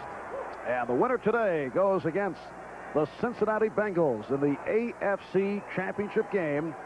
Next Sunday, the winner there, of course, headed to the Super Bowl. First time that the Bills have hosted a postseason game since back on the 1st of January, 1967. Paul McGuire, a participant in that game as a member of the losing side, the Buffalo Bills. In fact, we just happen to have, circa 1967, a fuzzy-cheeked number 55 punter slash linebacker, Paul McGuire. You know, that face is worn out 4 bodies. This is what it was. I had a little weight on me. It was tough kicking. Yeah. It was just, you know, hard to hit my leg. Now, this is nice. This is the Paul I think we're a bit more familiar with. Very nice. You know what I like about these shots? They weren't posed, Paul. No. And despite the heavy criticism that number 55 would be passed on to other Buffalo Bills, Cornelius Bennett wearing that number with pride. Yes, he does, and I never let him forget that was my old jersey. Same jersey, as a matter of fact. Smells bad. Oh, you know, you are really... Are we on? We on? You are just sick, man. I know. New year. And fortunately, we're set for the game to resume. The kickoff sponsored by Budweiser, the king of beers. Tony Zendejas ready to kick it off for Houston. 80,290 on hand here at Rich Stadium. Harold Tucker, Rob Riddick, Ronnie Harmon are back. And here comes Harmon. Out across the 20-yard line. 18-yard return. Toby Caston on the tackle. So the Buffalo Bills open up here in the third quarter. Kent Hull, the center. Jim Richer, Al Hellestray replacing the injured Tim Vogler, out for the season with a knee problem. They're at the guards, and Will Wolford and Joe Devlin at the tackles. Ronnie Harmon now in the backfield, along with Jamie Mueller. And Jim Kelly calling it out. First down at the 23 off the short set. And Grimsley on the tackle, and Kelly and Harmon reel off 17 yards. Ronnie Harmon smiling. I mean, this man really has excellent hands for a back, and he just comes down. They take Metzelaars, they move him to the outside, and Bostic is sitting there one-on-one on Harmon with no help or no chance for the linebacker to get to the outside to get some help. And Grimsley, number 59, Kelly put the ball right on target. Buffalo first down at the 40. Broken up. Facing double coverage, John Grimsley made the hit. Ronnie Harmon had good hands. He had good hands on that one play, but not on this one here. That thing hit him right in the hands. No reason to drop that ball.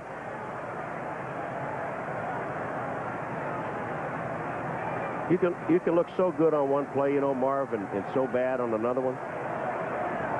Ronnie Harmon, usually the Bills' third down specialist, change of pace man at running back, but in there throughout this series. Second down at 10. Now Riddick and Harmon in the backfield.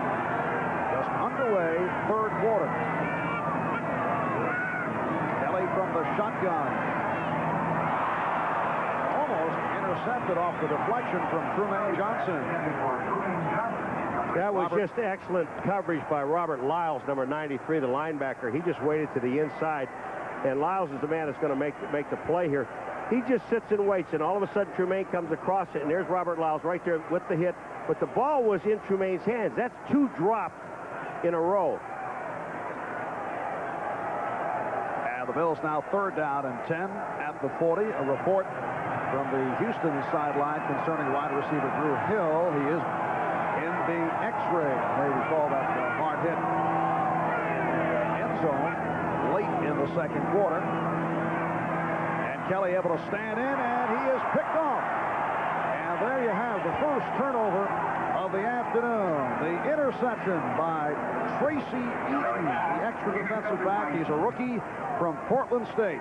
I think Kelly really wanted to throw the ball to Rob Riddick, number 40, who's going to be coming down to the inside. But Rob Riddick falls down. And when that happens, he has to go out to Burkett. There's an awful lot of holding going on by Patrick Allen. That was definitely holding on a defense. And Kelly, he's looking at Riddick. Riddick falls down. Now you see Kelly look right to his left, intercepted. For Eaton, his first interception of the season, and Houston takes over. Eaton, he picked off his first of the season just a moment ago, and we're told it's the first time he has been in the lineup defensively. He's been used on special teams. Tracy Eaton out of Bellevue in the state of Washington. So the first turnover of the day. Ron Moon hearing it from the crowd once again. Minute gone by, third quarter. Houston trailing Buffalo 7-3. First down from midfield. And it's Highsmith. Highsmith breaking tackles. And goes for 17. Darryl Talley on the stop. So Alonzo Highsmith with a couple of impressive runs here today. Not only is he an excellent blocker, he's got good hands receiving, but watch Highsmith here. Coming up, Darryl Talley gets blocked. Freddie Smirlis misses the tackle. And then all of a sudden, Darryl Talley comes back into the picture. But he is so strong. Look at his legs. They never stop driving. Alonzo Highsmith, even when he was hit, his legs keep right on going. Picked up, what, 12 or 13 yards on the play. And it's a first down at the 30. Big hole. Rozier stopped by Still and Smith. And the word on Drew Hill, the x-rays negative, and they are hoping that he will be able to return. But bad news concerning free safety Jeff Donaldson, a key man. He is out for the game with what is called a quad contusion. So we may see more of Tracy Eaton. You can see the wrap on his leg. It's on his right leg. It's and iced down. Second down 9. Houston at the Buffalo 29. 81 Gibbons in motion. Pitch out, Rozier. Penalty flag down. Rozier battling toward the first down marker. Mark Kelso, the free safety, came up to make the hit. It looks like there may be holding against Houston. At least Freddie Smirlis indicated that, because I told you, no, it's personal foul against Buffalo. Freddie Smirlis was standing back there doing one of those referee deals again, saying, okay, holding against Houston, I love it. And you went for it. No, I went for it. I followed Fred. Personal Fred never foul, lied to anybody. unnecessary roughness. Number 55 defense. Tack on from the end of the run. First down. So it is Cornelius Bennett. They tack it on at the end of the run, and the ball spotted down at the 10. Now, we thought that Cornelius Bennett and Warren Moon made up with each other. Here it comes. Here's the pitch. And that's hands to his face. I guess they're not friends yet. Maybe after this game they'll be friends, but they're not friends now. It is a first and goal at the 10. So the run by Highsmith. And now the penalty following the run by Rozier. Here's Rozier. Stopped by Bennett. Bennett, he can pursue as well as any linebacker in the National Football League. He'll come upfield and all of a sudden see that delayed draw. He goes around Steinkuhler on the outside, and now watch his pursuit. His speed right back to the inside, makes the play, stops it for like a 2.5-yard gain. And it's a second and goal at the 7. I see Drew Hill is back. So the wide receivers, Hill with Jeffries and Duncan.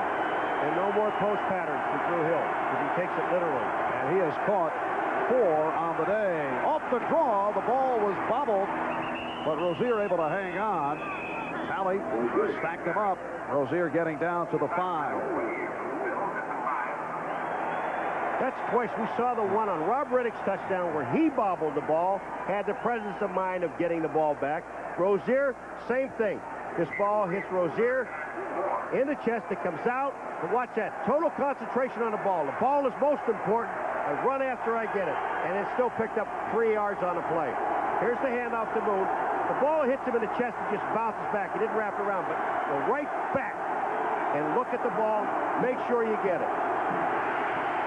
It is a 3rd and goal inside the 5. Henderson the center, Munchak and Matthews the guards, Davis, Steinkuhl the tackles. With the protection, Moon throwing, flag down. Looks like Smirlis was offside. I'm sorry, Marv, but it looks like Smirlis was offside, or Smith.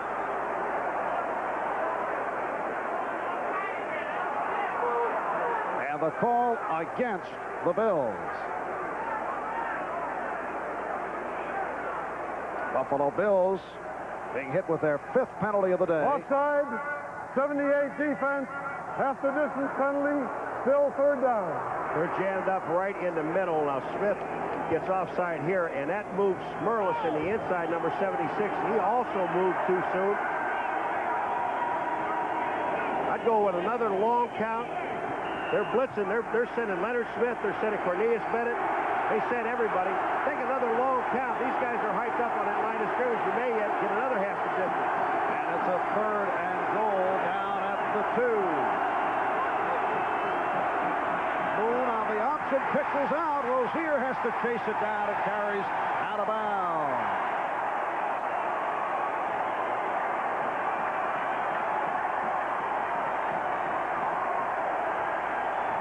A tremendous play on the outside by the defensive linebacker, or I couldn't tell exactly who it was. It's Burroughs, the corner. He sat there and forced Moon to make a move. He threw a blind pitch to Rozier, never did see the ball. Rozier did the right thing, take it out of bounds and settle for the field goal. A loss of 12, and here is Zendejas, who hit from 35, had one block. This from 31 yards away. No good. And field goal kickers here in Buffalo from the opposition continue to struggle. Leonard Smith, Cornelius Bennett, 55. They put the pressure on, but Zendejas just hooks the ball. Neither one of them touched it. He just hooked it. The crowd goes crazy because this man made him. That's what he did. Cornelius. And Zendejas had been on fire as of late after a slow start. Then the Oilers changed holders. They were going with the punter, Greg Montgomery. Went to Brent Pease, the backup quarterback. And Zendejas came into today hitting his last 6. 19 of his last 23. He's had one block, just missed. Did hit one earlier. Buffalo takes over, 1st down from their 20-yard line. They lead Houston 7-3. To the ground for Mueller. It'll fall forward to pick up a couple on the play. Steve Brown covered him up. Steve Brown's going to get chewed out by the coaching staff. Here comes Jamie Mueller down the line of scrimmage. Steve Brown has got a clear shot at him. He's playing corner. Reed's run right away. Nobody blocks him, and he rocks in there and puts his shoulder down and never wrapped his arm around Jamie Mueller. It would have had him for about a 3-yard loss.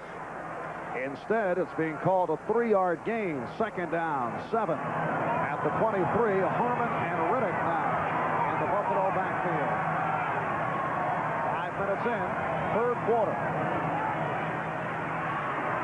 Kelly completes to Harmon. Short of the 1st down. Bostic and Brown on the stop of Ronnie Harmon in his 3rd season out of Iowa. The Bills' 3rd leading receiver, and he has done it out of the backfield.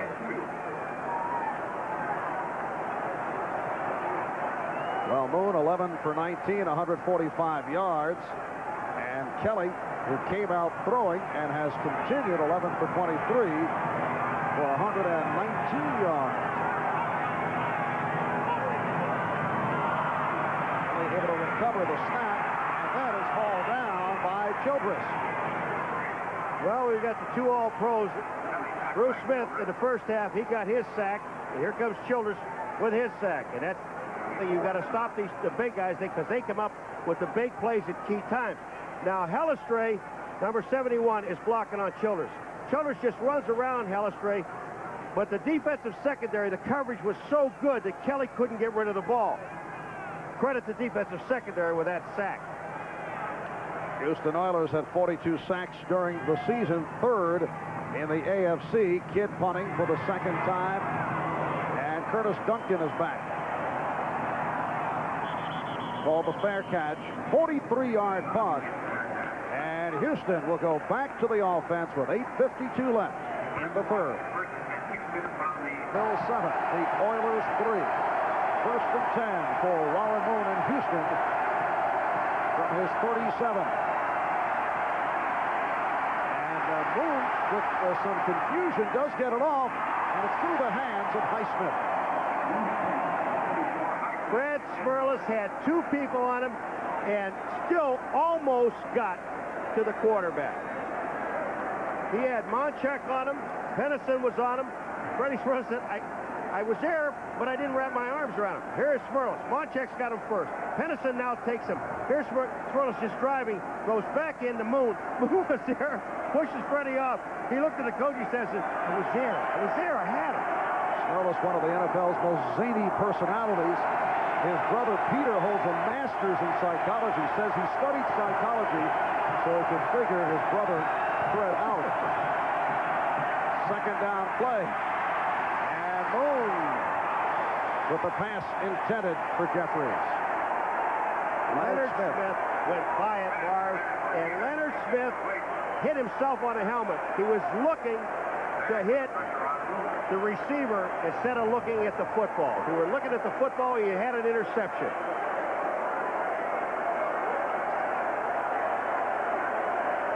Third down and 10 at the 37. And yet another injury report concerning Drew Hill.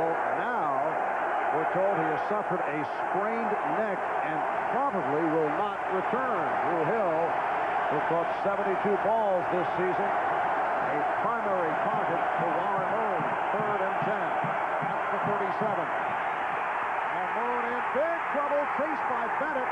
Did get it away.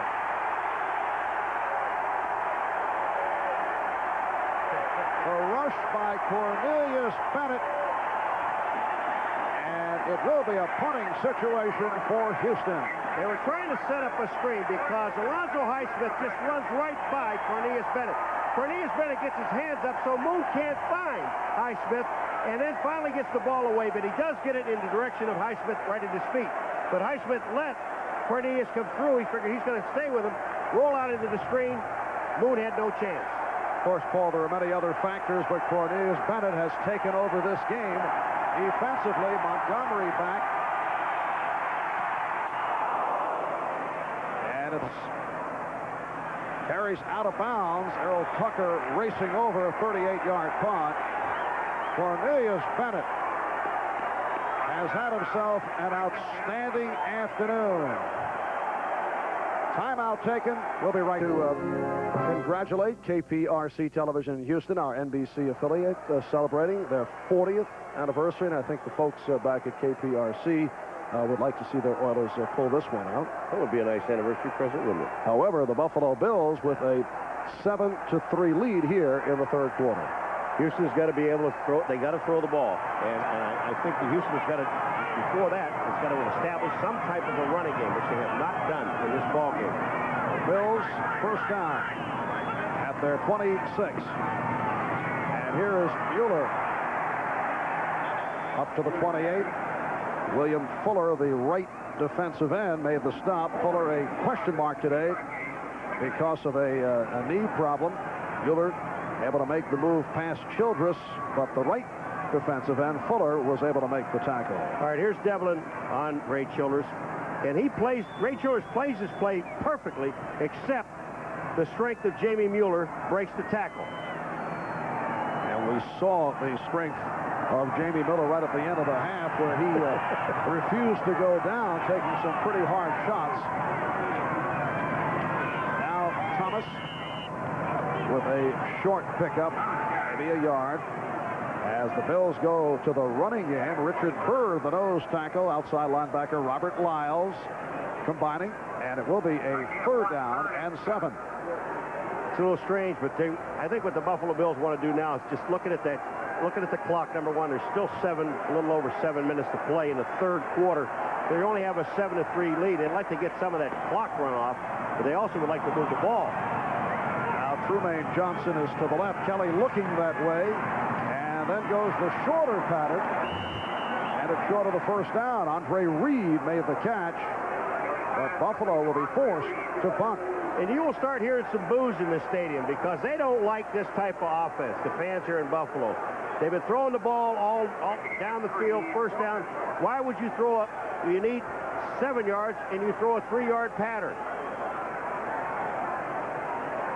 So John Kidd in with the punting unit, his third punt of the day coming up. He's back behind his 20. Curtis Duncan awaiting the punt at his 25-yard line. Houston has had 3 different punt return men this season following injuries to Kenny Johnson, Willie Drury.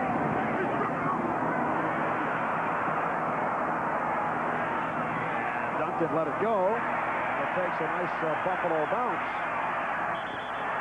Stopping near the 20-yard line. It will go down as a 46-yard punt. 6:12 remaining.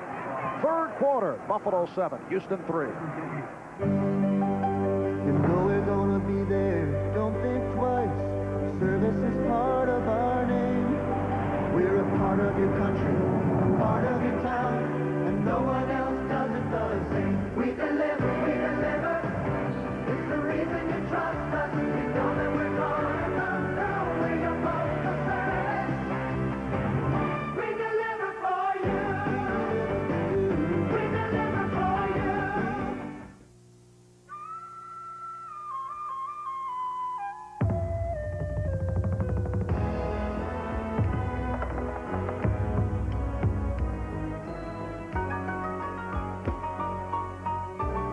In 13 cities in 10 countries across the Pacific, they're playing our song. United Airlines Royal Pacific Service, rededicated to giving you the service you deserve, halfway around the world. Come fly the friendly skies.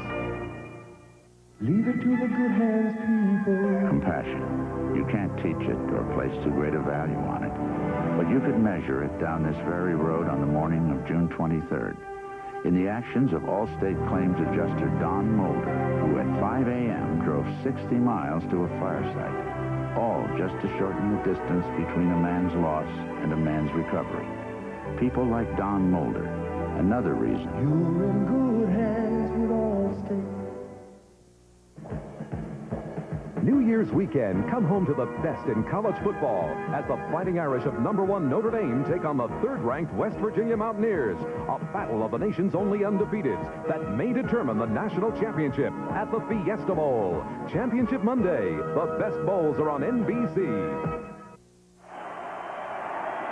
Well, Dick Enberg, Merlin Olsen making the journey from Cincinnati, and they will be at Sun Devil Stadium. That'll be the second part of a big day here on NBC Sports tomorrow. And the crowd back into it here in Buffalo. 6:12 left third quarter. The Bills 7, Oilers 3. Houston first down from the 21. A hole for Pinkett.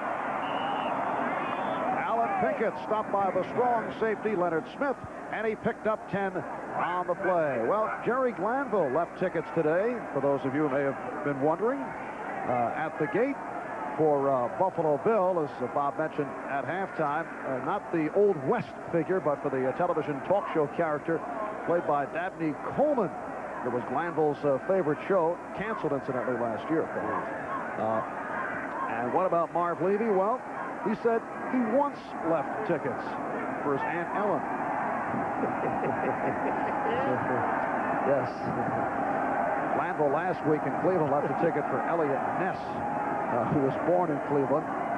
He sets the tradition of leaving tickets for people or for things dead, and he said this week he considered leaving tickets for Paul McGuire's liver. Now, I don't know what he meant by that, Paul. He thinks my liver's dead, but it's not. I see. He just had a transplant. Everything's working out very well for 89. What a cheap shot. I know. I'll get him. First down at the 31.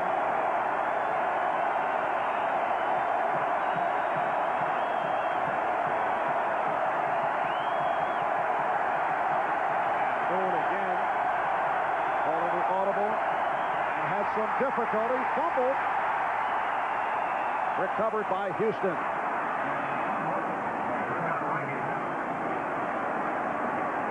Since the first quarter, the Houston Oilers have been going with like 4 wideouts the whole time. Now they're back to their normal offense with Jamie Williams. That first play they ran was first down was 10 yards.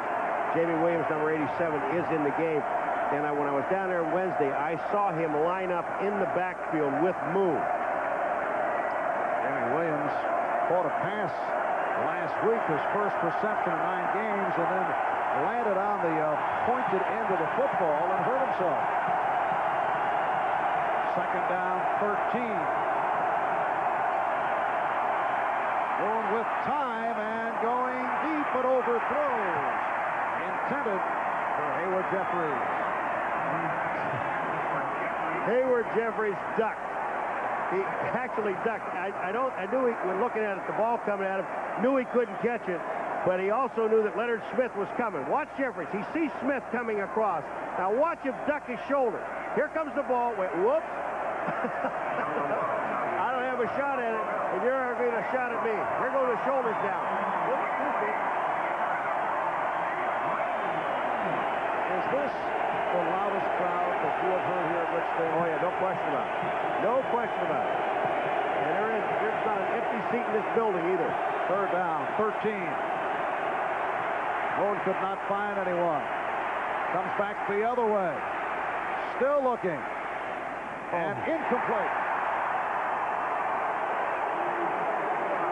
Alonzo Highsmith, who was further downfield, did come back.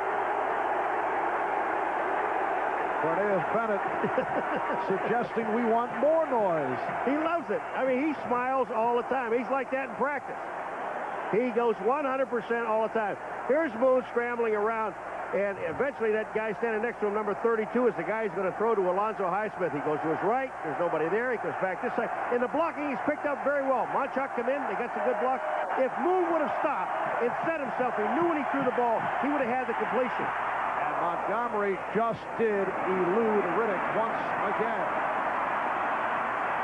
A return by Tucker, getting up across the 40-yard line, a 43-yard punt. Grimsley on the stop, 13-yard return, and some more pushing and shoving. It has actually been a low penalty game. Houston hit with only 5, and Buffalo with 5. Now, you know what Glanville told us? Glanville said if we don't have at least 10 penalties, we can't win a ball game. And 5 penalties is almost, for this guy, it's penalty-free. In effect, he equates that with the fiery play. But he also said one thing, Marv. In the last 2 minutes of a ball game, if we have a chance of winning the ball game, they do not take a penalty in the last 2 minutes. First down for the 41 as Kelly completes. Chris Burkett on the reception for 26 yards. Richard Johnson got it out of bounds. This is a beautiful pass, Marv. What happens? Watch Kelly. He looks to his right first. Now he's going to come back to his left. He sees Burkett breaking it off to the corner, and he just lost the ball over the defense right into his arms. There's no way you don't catch that ball. Third catch of the day for Burkett in his 4th year out of Jackson State. First down at the 33. So the Bills back to the passing game. Mueller off the swing with nowhere to go. Trying to make the turn, but Bostic and Brown right there. And he picked up only 2.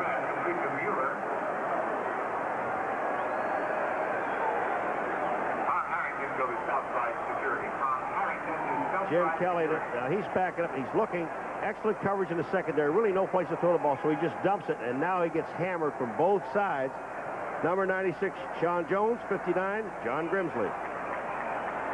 Second down at 8 at the 31. Jim Kelly so instrumental in bringing the Bills from behind. And the last regular season meeting between these two clubs, that was last year, and Buffalo came from behind to win, sparked by Kelly, who has called a timeout. Kelly checking it over and then calls for time. It's been a tumultuous period for Jim Kelly. He's heard it, as we discussed earlier, from some dissatisfied fans. He's been hit with a couple of lawsuits, one yesterday for allegedly defaulting on a loan. His passing style recently criticized by teammate Rob Riddick. Paul, I think he may qualify for an appearance with Geraldo Rivera. And it doesn't bother him. I want to tell you something. This man, you know, as people have said before, and it's true, he's a linebacker with a quarterback's arm. He's tough, durable. He's played the entire year. The only way I think you'd ever get him out of a game is if you broke his arm or his leg, because he's that tough. He's going to play with injuries. A couple of weeks ago, we telecast the Buffalo regular season finale against Indianapolis, and you did point out one flaw of Jim Kelly: difficulty reading. I think reading the safeties, and especially when they get closer to the end zone, he has a tendency to look to the outside first. If those people are covered, then he has no qualms about throwing across the middle. When you're losing a safety, either the free or the strong, somewhere in there, and I think that's, if there is a flaw and he has thrown the ball, that's it. He has a 2nd and 8. Pass intended for Ronnie Harmon. Covered by... But Chris Dishman comes up, Marv, and he's the guy that hit Kelly's arm. There's Dishman, the rookie out of Purdue. 5th-round draft pick. He's talking. He's talking. He's talking. He's going to get tired. Here he comes. Kelly's coming back to throw the ball. You're going to see right to right. Dishman hits his arm just enough. And then he talks. Dishman talking. Talk to him. Say something to him. That's right. I was there. I was there. I was there. In your face. Yeah, he likes to talk to opponents. So he has been doing that throughout the season. 3:26 remaining. This 3rd quarter, Kelly able to handle that low snap and running for the first down, and he has it. And a penalty marker. If it holds up, he ran for 11. They are trying to console Jim Richer, number 51, who is the offensive guard, left guard for the Buffalo Bills. And this was during the course of the run. Richer, now he's mad. A lot of finger pointing, you know that? All right, here is the referee, Gordon McCarter. Personal foul, face mask, number 96 defense. Half the distance from the end of the run, first down. The man he grabbed was Richer, and again, Sean Jones. Richard, what they were trying to do is console Richards. Hey, listen, don't go in there and do anything because you're going to get caught afterwards. If it's against them, let's go ahead and let them take the penalty and stay out of it. Richard is upset. Now, here he is. He's to the right of your screen. He's the left guard, number 51. Setting up for pass protection. Here comes Sean Jones around. Being blocked by Will Wolford, and then he reaches out and grabs Richard's face mask. Kelly picks up the first down anyway. And it's first down just outside the 10-yard line. Slicing in is Thurman Thomas, and he is in there for the score.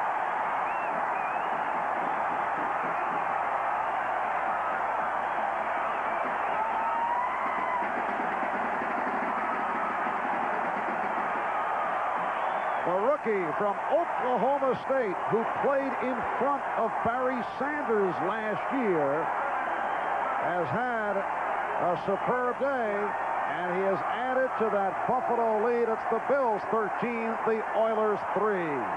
And if you notice that every time the Buffalo Bills have had a good run, it's been to the right-hand side of their offense, the left-hand side of the defense, and that's Devlin's side. Scott Norwood adding the extra point. And Buffalo now leading by the score of 14-3. Here comes Thurman Thomas. The blocking is there. Just most of the people are on the ground. Thurman Thomas breaks a tackle by Al Smith, number 54, and then continues on with his continuous effort into the end zone with the excellent blocking by the right side of the Buffalo Bills offensive line. This is super play.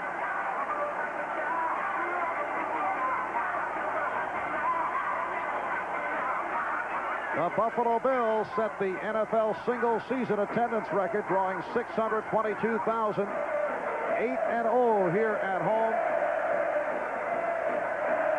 offense had gone stale in recent weeks. They had dropped 3 of the last 4, but they had the Oilers on the run. 14-3 Buffalo lead.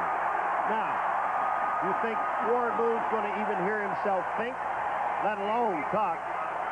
This place is going to go crazy. Just under 3 minutes remaining. Third quarter. Lorenzo White is the deep man. He is back along with Pinkett and Tillman as Norwood tees it up.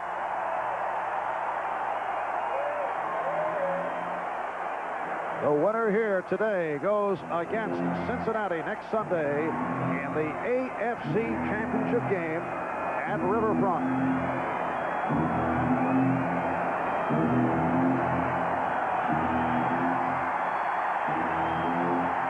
Here's White out to the 10.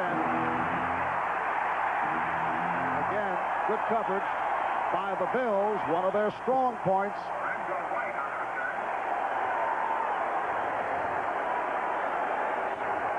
Well, here's a situation, Marv, where Warren Moon, you know, the last time they got the ball, they ran a play and picked up 10 yards. They have an excellent running game. Everybody knows that. Problem is, they've got 18 minutes in order to score 2 touchdowns.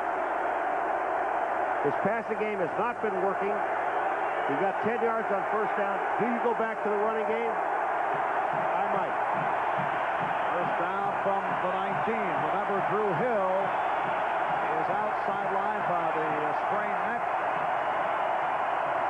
And Moon threw a bullet, incomplete, intended for Leonard Harris. Second down and 10. Warren Moon has not had impressive games against the Buffalo Bills. Faced them 3 previous times. Completed only 30 of 70, 42%. Houston losing 2 of those 3 games with Buffalo. Warren Moon is the man that really has to pull this team back together. We can't get greedy and go for the long ball. That time they just try to get a short 3-yard pattern and turn it into a bigger play. Now the draw, Rozier.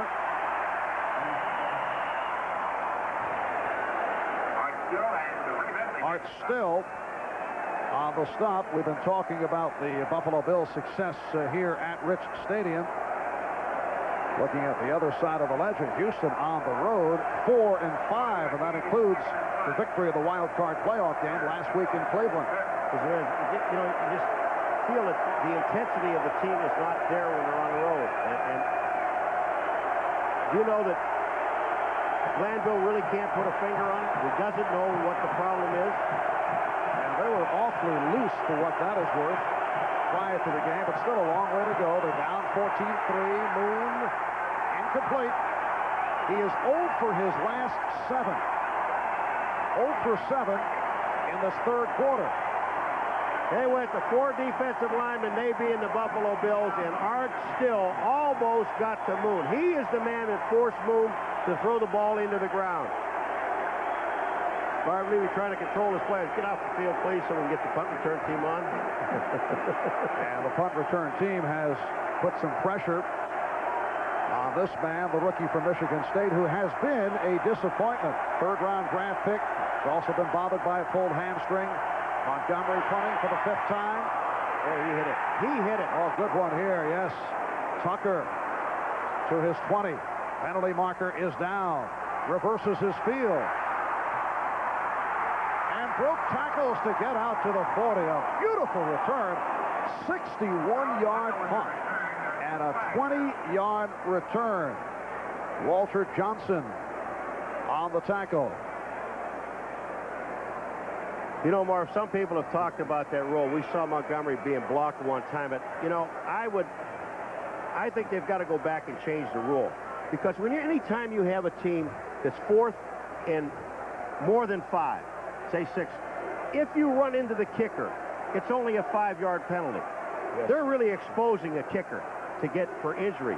And they're enabling teams to say, okay, hey, why not? Let's go for double foul. Hit the guy. Illegal use of the hand. Number 84 offense before the kick. holding number 96 on the receiving team during the return. The penalty offset, repeat, fourth down. Now, someone didn't agree with that. Yes. Someone totally didn't agree with that.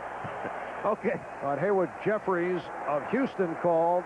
Leon Seals of Buffalo called. Punter's upset. Jeffries is holding. There it is right there. He's grabbing Riddick, number 84. There's where that flag goes, and then they had another flag at the other way. Now they have to kick it all over again. Ball was spotted at the same place. But again, you're looking at a 4th and 6 situation here. And the Buffalo Bills, why not go for it? I mean, it says 5, but it's more than 5. It's like 5.5 yards. And even with a 5-yard penalty, Marv, they're not going to get a first down. I think the Rules Committee will be looking at that one in the offseason. The 61-yard punt wiped out, plus a nice return by Tucker. Now Tucker approaching the 40. So a 43-yard punt and a 10-yard return. Eugene Seal on the stop. Tucker taking a hard hit. So the Buffalo Bills back to the offense, and there is Jim Kelly, a man who is very familiar with the city of Houston, Texas. He had some sparkling years as a member of the Houston Gamblers of the USFL, the run-and-shoot offense of Mouse Davis, very successful. Kelly, most valuable player, setting all kinds of USFL records. He threw the ball enough. I think one year he was sacked 79 times in 1 year. Sacked. First down at the 43-minute and a half left, third quarter. And Kelly going deep. Wide open. Andre Reed.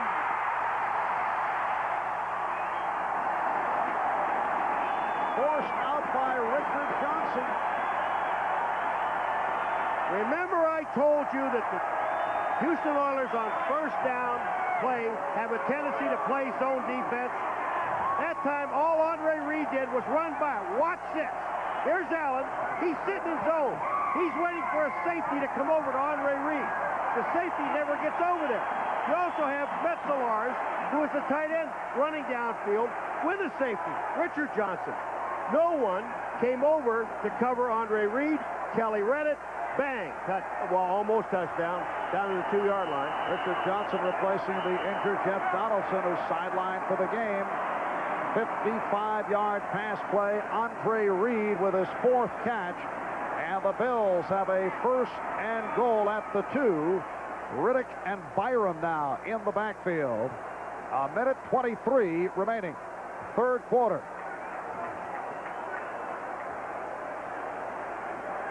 They are checking the instant replay, and the question is where the ball should be spotted. That is where Reed stepped out of bounds, and it may be moved back now to the 4 after they checked it out. You know, one of the things... out of bounds at the 4-yard line. Yes. First and goal. Here's Andre Reed. You see him. He steps out of bounds right there at the 4-yard line. You know, one of the questions was about the size, the strength, the quickness of the Buffalo Bills offensive line. Can they give Kelly the protection he needs? There's only been 1 sack on Kelly. Yeah, he's run out of the pocket a couple of times, but that offensive line of the Buffalo Bills held up very well. And Riddick. Rob Riddick carries. Gang tackle. That's Kent Hull at center. Al Hillestrade, Jim Richer at the guards, and Joe Devlin. Of 1, second and 3. Will Wolford at the tackles. Pickup of 1 for Riddick. It'll be a second and goal at the 3 with 1 minute left in the third. The score here, it puts 7 on the board. It puts you up 21-3 with a quarter left to go. And as good as this defense is, Houston will be in trouble. A lot of trouble. Well, there's Byram in front of Riddick. Riddick follows Byram.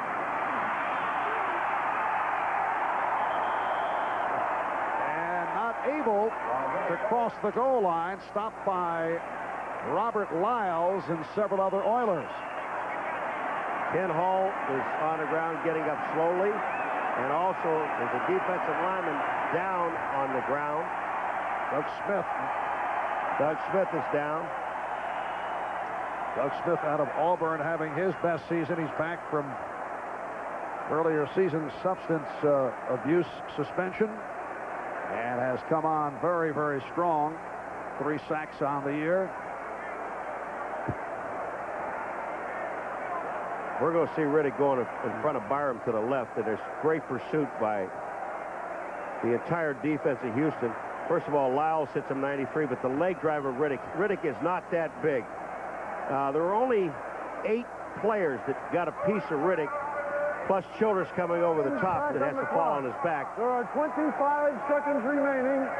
25 remaining in the third quarter. That is a correction. The 25 scoreboard seconds clock on the game clock, please. showing 21, and they've added 4 seconds, checking with the official timer. So 25 seconds left in the third quarter. Jerry Glanville and his Oilers trailing 14-3, and Buffalo at the doorstep. Not a happy crew. Well, last season, the Houston Oilers did reach this point. They defeated Seattle in a thrilling overtime victory at the Astrodome in Houston, and then they were blown out by the Broncos in Denver. Right off the bat. I mean, what's like Denver? I'll tell you, I was standing on the sidelines in that game last year, and with Ahmad Rashad, we were doing some reports, and when Denver scored right off the bat, right after that turnover, Ahmad looked at me with like 2 minutes into the game and said, "Game's over." Kid you? We got to look at that earlier here this afternoon. It is a 3rd and goal at the 1. Exelars in motion. And Riddick didn't cross it. No, he did not. Now, what do you do? I kick a field goal. At the end of the quarter, they'll have time to make a decision. All right, well, earlier they passed up the field goal and went for the first down of the touchdown and did not get it. And Jim Kelly describing to Marv Levy, we have that much to go. As Riddick is stopped, he is stacked up. 3 quarters complete here in Buffalo, and the Bills lead the Oilers 14-3. Tuesday at DJ's #1 with a bullet. First-degree murder. Inquiring minds want to know who done it. The kind of man my mother warned me about. You sound like you love it. Matlock Tuesday. Grow with us with the health plan. You can grow with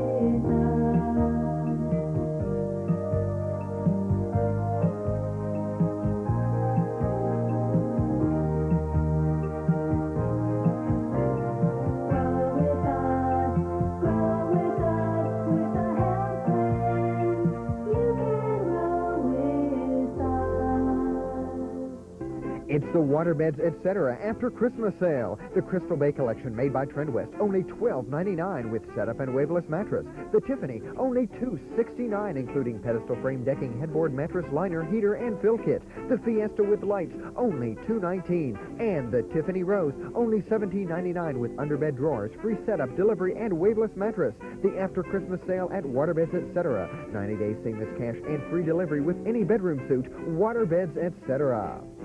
Find out for yourself why Cardinal Motors has become the Valley's largest GMC dealer. Service, selection, over 20 new trucks now in stock. So why buy a new Ford or Chevy when you can get a quality GMC truck for the same price? Where else but Cardinal Pontiac Buick GMC truck? Cardinal Motors, the people's dealer in Candace, Ohio. Happy New Year from WTOV. Well, the Houston Oilers and the Buffalo Bills seeking to move one step away from the Super Bowl. Super Bowl 23 to be seen here on NBC on January the 22nd. And we get underway, fourth quarter, a 4th and goal from the 1. And John Grimsley with the hit on Rob Riddick, fair stripping the ball. That's 2 times in this ball game. You know, I don't care that you're up 14-3. And the first time they did it, they didn't have a point on the board. And now you're going again and give this team a chance for another chance of momentum. I'm sorry, look at the up in the air. Grimsley was higher than Riddick. Lyles, number 93, was also there. I just don't agree with that at all. Where's Ahmad? I want to ask Ahmad. You run that again, Ahmad? Where's Ahmad? Somebody put Ahmad on the microphone. Now he says go for the field goal. Is he here? Yeah. Over the field goal now, huh? So the Oilers take over from their 1-yard line.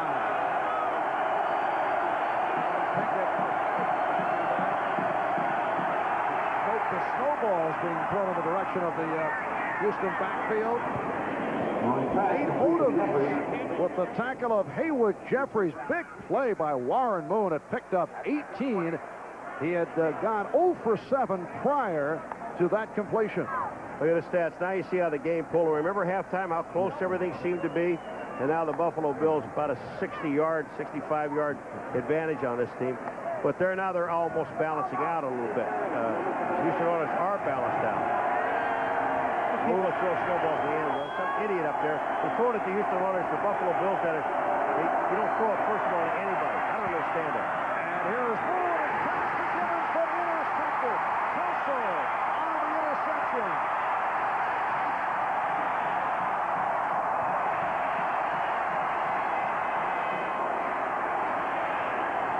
Curtis Duncan made the tackle of Mark Kelso, who during the regular season picked off 7, which was tied for second in the AFC for the Bills. Their first interception since back in Week 11 against Miami.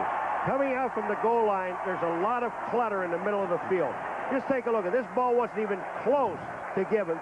Bentley, number 50, was down screening Moon, so he can't find Gibbons, and Kelso playing free safety, waiting on the ball, interception, Bills ball inside the 20. Now the final chapter, students, in Bosworth's book of etiquette, personal hygiene. How will you separate yourselves from those barbaric hordes that exude a most malodorous air? Right Guard Sports Stick from Gillette. Maximum protection and a fresh scent. A veritable olfactory medley. Right Guard Sports Stick. Anything less would be uncivilized. Raise your glasses, gentlemen, to civilization.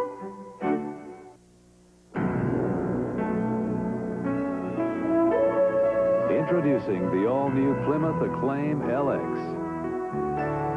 To have V6 power, available room for 6, ultra-drive automatic transmission.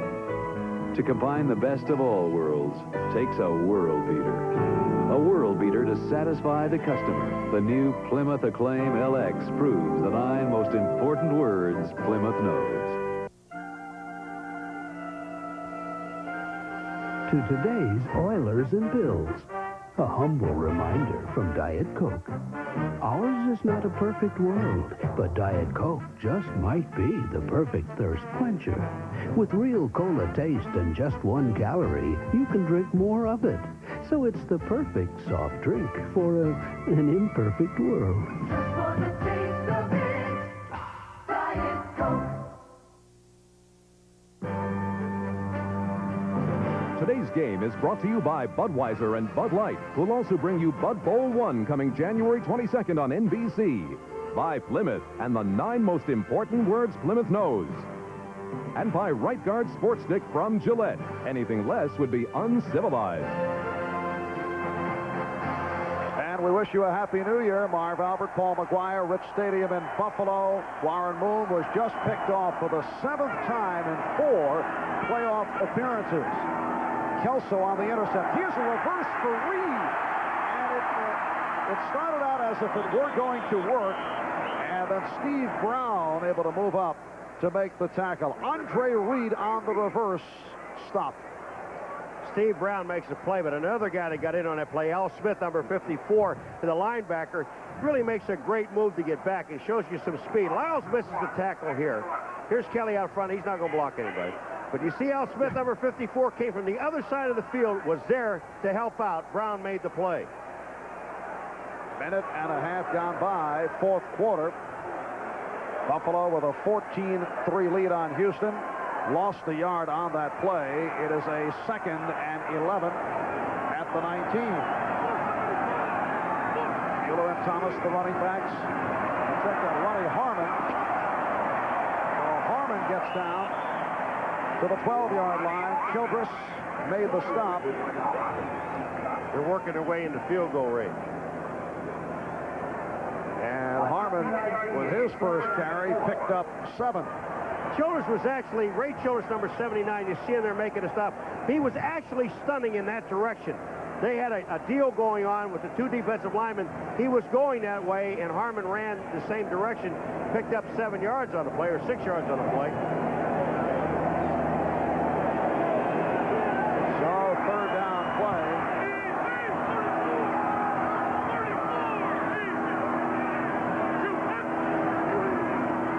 And Riddick cutting inside the 10. Here comes the field goal team. And one of those rare occasions where the crowd is cheering at the appearance of the field goal unit. Well, why not? I mean, it puts you up 14 points. That means that they have to score 2 touchdowns to tie you in 11 minutes and 50-some seconds. Well, there's no question here on a 4th down and 2. Yeah, but anywhere. I don't care. Take the points when you can get them. A 27-yard attempt by Norwood. Earlier in the game, he missed from 50.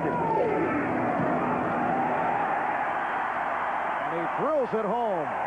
Scott Norwood, who has had a terrific season, is added to that Buffalo lead, 17-3. It's been said Chrysler's LeBaron may be the most beautiful car to come out of an American-designed studio in over a decade. What hasn't been said is that it comes out with an intercooled 2.2 turbo with the security of 4-wheel disc brakes and the driver's airbag standard, and that it comes out doing 0 to 60 in 7.9 seconds. One other thing that hasn't been said, it comes out at a very attractive price. Now with holiday savings, get $500 cash back on LeBaron. One night, not too many years from now, some companies will have great cause for celebration. They'll be the ones who used information and technology, not merely as a way to compute, but as a way to compete. Anderson Consulting would like to help you be one of them.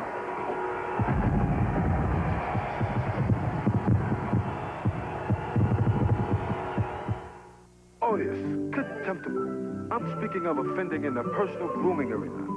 When seeking maximum protection and a fresh scent, one should grab Right God Sports Stick from Gillette, antiperspirant and deodorant. Anything less would be uncivilized.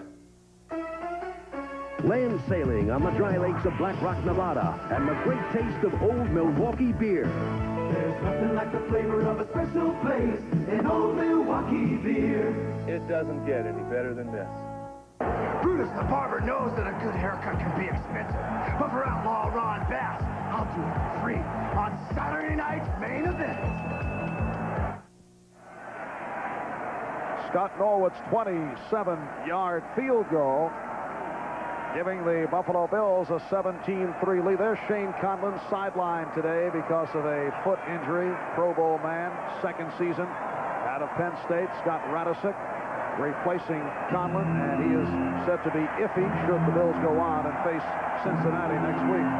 And the man, I talked to him yesterday, and Shane, he's so down about this thing. He wants to play so badly, and if anybody could play, this guy could. And he just said, there's no way. Here is the kickoff from Norwood. Spencer Tillman on the return. Across the 15-yard line, Mark Pike on the hit, and this crowd responding to the special teams work of the Buffalo Bills. Mark Pike, 2nd year out of Georgia Tech, very strong all year long on special teams. So Houston now with a significant series. They're down by 14, 11:26 remaining in the fourth quarter. Even with 11:26 remaining. Now, Houston has 3 timeouts in this ball game. Don't get greedy. First, the most important thing is to get the ball out of this hole, maintain some first downs, and get a touchdown to get you back in. Jeffries to the left, Gibbons right. And the handoff for Rozier. Flag thrown. March still on the stop of Mike Rozier. Left guard, offense. 5 yards. That is Mike Munchak called. They were talking about with Shane Conlon out, Marv, I mean, it really hampers the running defense of the Buffalo Bills. Radicic has had a pretty good game. We haven't called his name that many times, but this defense responded to everything, and they're doing the job. 11:26. On the game clock. Thank you. The officials just double-checking the scoreboard clock. It is a 1st and 15 from the 12. And Warren Moon now not only facing the Bills defense, but facing the Buffalo crowd. Jeffries off the reception. Short of the first down. Ball was not loose. And let's see. It is recovered by Buffalo. Jeffries made the reception. Eric Burrows coming away with the ball. Cornelius Bennett with the hit on Haywood Jeffries. Ahmad, we were talking to Ahmad about Warren Moon, how poised he really is. But Marv, let me tell you something. When you take a look at what he does here, Moon throws the ball exactly where he was supposed to throw the ball to Jeffries, underneath the short route. When you're running with the ball, they're coming from all sides. You must protect the football. Cornelius Bennett came from the backside. Watch this. He's going to strip the ball. Jeffries doesn't see him. Bang. Here comes the ball. Comes out. And the Bills first down at the Houston 23. Kelly with the short set. Burkett could not hold on. They are not settling, are they? They're going back, throwing the ball again. He tried running the ball, and that wasn't working. Good hit from Patrick Allen. Cornelius Bennett has got such excellent speed in reaction now. He sees the pass cut. His main job is to get Jeffries. Look at this. He just pulls his arms away, and you can see all the way down, he's just pulling his arms away from the ball. 2nd and 10 at the 23. Thomas continues to run around. Richard Johnson on the stop. Thomas with a 6-yard pickup. He has run for 76 yards on 5 carries. Thurman Thomas averages 4 a carry. That during the regular season. Buffalo's leading rusher, just under 900 yards among the AFC leaders. And all 5 of those rushes are to the right-hand side of the offense of the Buffalo Bills. The Joe Devlin side. Not a happy moment for Haywood Jeffries, who have the ball jarred loose, giving it to Buffalo. Bills now 3rd down 3 at the 16. There's Riddick. Did not make the turn. Oilers trying to strip him. Lost a couple on the play. Sean Jones leading that onslaught. Riddick made a mistake. What he did is he slowed down and tried to make a move. When you got 3 guys in pursuit, Patrick Allen happened to be one of them to make a move. He actually lost ground on the play. It looked like he might have had some room to the outside. The most important thing is to get the first down. Keep the clock going is the other thing. But when Riddick hesitated, that cost him. And with the 4th and 5, the field goal unit is back. 36-yard attempt for Norwood, who earlier this fourth quarter hit from 27.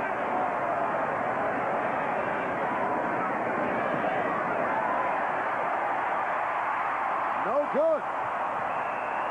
And that could be critical with 9:34 remaining.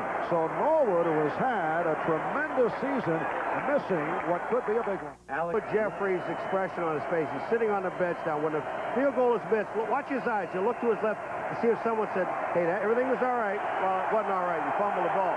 And he's patting him on the back. Get back in the game and do something. And the Oilers now back to the offense. First down from the 20. Moon dumps it off to Pinkett. He He has the first down and some more. Out to the 35, 15-yard pickup. Darryl Talley on the stop. Be patient. Just be patient. You've got over 9 minutes to go in this ball game. If you can put a touchdown, they're going to have to hurry up offense. But if you can put a touchdown on the board within 4 minutes, you'll still have 3 timeouts and time to get the ball back. Moore was looking for Gibbons, but he was well covered and just looking to run out. He was looking at the near side for Ernest Gibbons, and wisely did not throw. Picked up 3 on the play. It will be a 2nd and 7 at the 38. Ernest Gibbons came back and got a block on Radisic. There goes, throw it to me. I'll come back and help you by blocking. What is that? I would not even venture a guess. Now Jeffries to the left. Duncan comes to the right. 9 minutes remaining, 4th quarter. Moon able to complete. Leonard Harris on stop by Mark Kelso. A 30-yard pass play, and that quiets the crowd. And they've only used about 35 seconds off the clock so far. Moon just caught it in the seam, and when he pumps it downfield, Leonard Harris is there. Watch Moon. He reads, he looks, the same man all the way down the field. They never got over in a position. Leonard Smith, number 46, never got there. First down at the 33. Here's Pinkett. He broke a tackle. Alan Pinkett getting to the 25-yard line. Leonard Smith on the stop. Alan Pinkett, a major factor, MVP in the wild card victory last week in Cleveland. He has very strong legs. Flag has been thrown. Alan Pinkett with the muscular legs and very adept at breaking tackles. Penalty against the Bills. Actually, Pinkett picked up about 7 yards. And I would imagine you take the penalty because it'll still be 1st and 5. Even though you give back a couple yards, you maintain another down. Well, he's a lot closer than that. He picked up almost 9. Maybe you don't.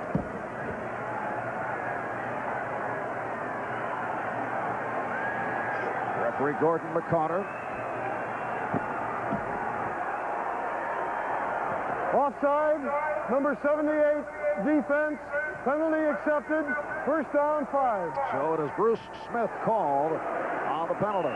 You give up 4 yards on a play, Mark, but you get the down back, which is more important. If you were down by the goal line, maybe inside the 5-yard line, maybe. And the crowd back into it. 1st and 5 at the 27. Boone with a dump off, and it is caught. And that is another 1st down. Pinkett able to gain control. Ankle tackled by Talley. And it is a 1st down for Houston. They trail 17-3 with 7:40 left in the 4th. And again, the Oilers to the hurry-up. All he has to do is be patient. Don't try to grab it all.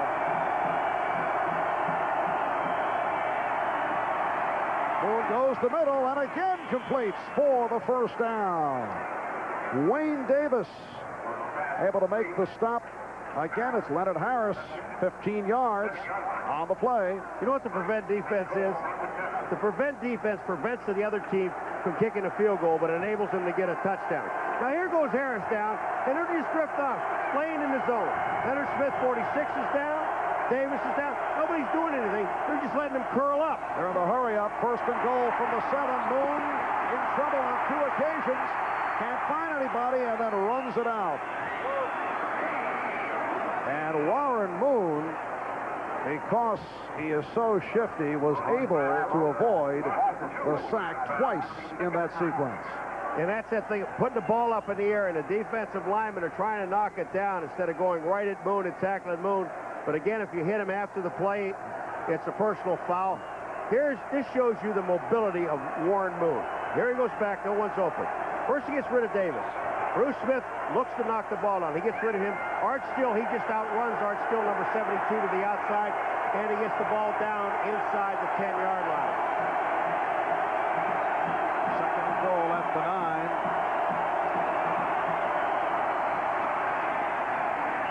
Highsmith for a short pickup still.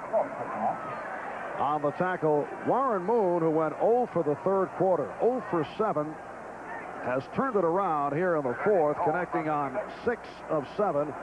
Successful with Leonard Harris in particular and Alan Pinkett. Now here's a situation that I know that I'm going to be absolutely right. Oh, they will not kick the field goal. Very good ball. Okay, I just wanted to clarify that in case anyone out there were wondering about it. It is a third and goal at the 6.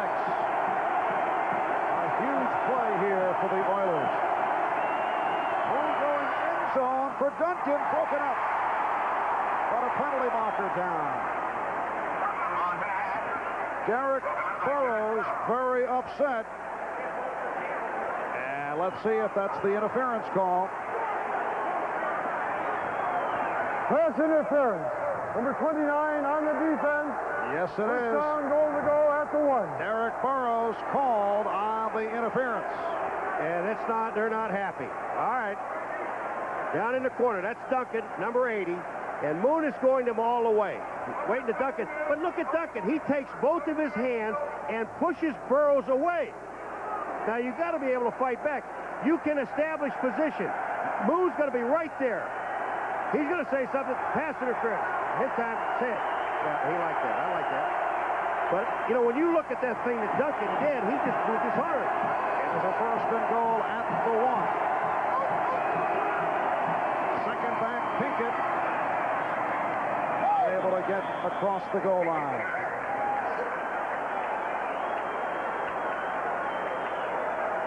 In Houston, they're wasted time. Now we're down to 5:50 and counting, 5:47, and it's counting. And they're walking back in the huddle. They have 3 downs to get it in the end zone. Yes, run the football with that big offensive line, but get in and out of the huddle. Save as much time as you possibly can. You're 2 touchdowns down. And this is the 9th play of the drive. Buffalo up by 14. Second and goal at the 1. And it's Rozier. No indication. Houston players calling the touchdown. And there it is. It is a touchdown for the Oilers. The officials checking it out. And Houston with its first touchdown of the day. It's been a long day crossing that goal line. Leonard Smith is not sure, not happy. It took a long time.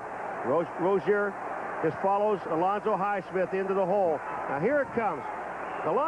Rozier is hit right about the 1-yard line, but then he gets his head down and gets across. Monchek, you see him sitting in the end zone. Rozier is right across from him. It's touchdown. And the extra point from Zendejas. Penalty marker down. The kick was good. There's a flag on the play.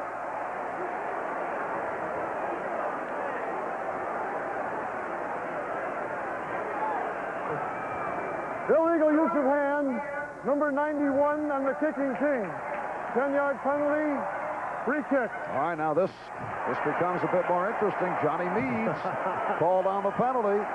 It is a crucial extra point attempt here for Zendejas with 5:12 remaining fourth quarter, and Buffalo up 17-9. And it just seems like Zendejas is taking just a little bit too much time to kick the ball, to be sure, instead of going through with his motion. He's just getting the ball down. This affects a 30-yard field goal attempt, and it is good. Kick is good. And Peace and Bennett with disagreement, but the Houston Oilers have come roaring back. They are now within 7, and the crowd has, I would say, acoustically changed its tone with 5:12 remaining in the fourth quarter. Mike Rozier able to get it in. And he just went right up the back. He saw Alonzo Highsmith, number 32. He got in there, so I'll just follow him. Go right in behind him. He's bigger, stronger, not faster, though. Here's Rozier, question mark, coming into today because of the rib injury. Sidelined last week against the Browns. Did get him for 1 play, but Pinkett went most of the way.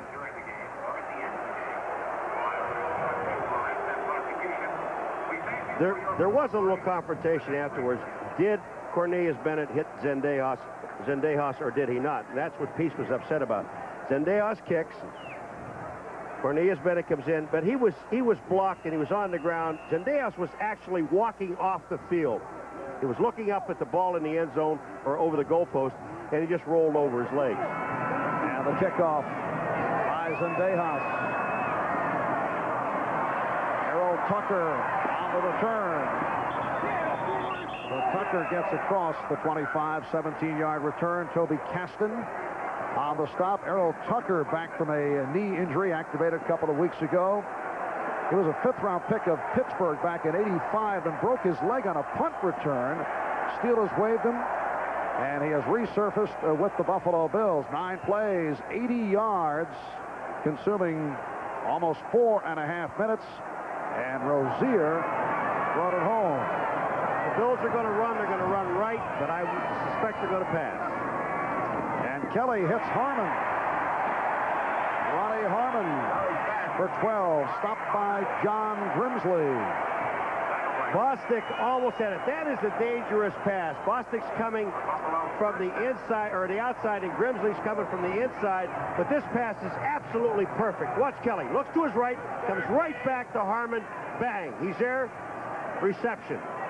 First down. I like it. And the Bills first down at their 39. Buffalo 17. Houston 10.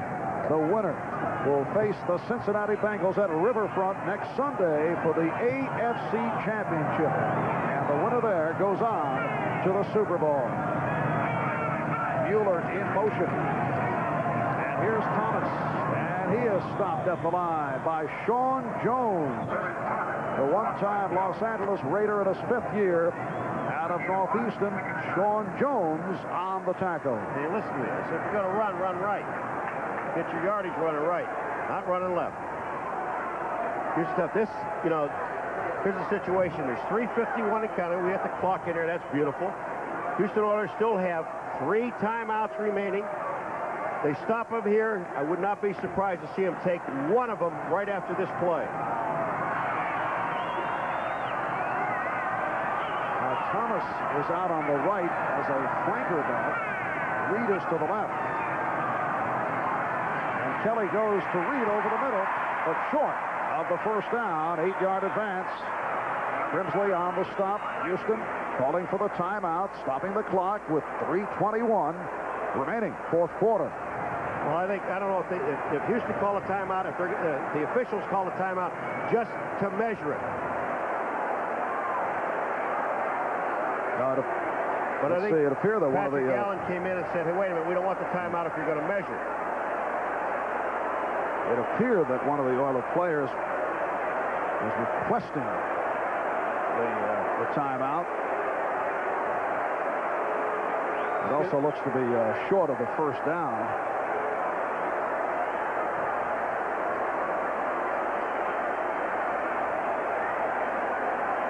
And at this moment, it is being called an official timeout. Houston not being charged with it. As long as they measure.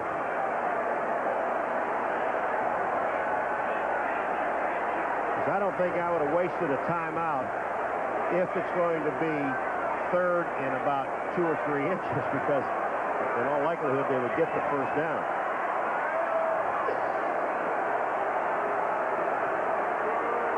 The reverse angle is wonderful, isn't it? Patrick Allen, please get out of the way. First down. Well, they did pick it up. So now there is no timeout. Houston still has their 3 timeouts.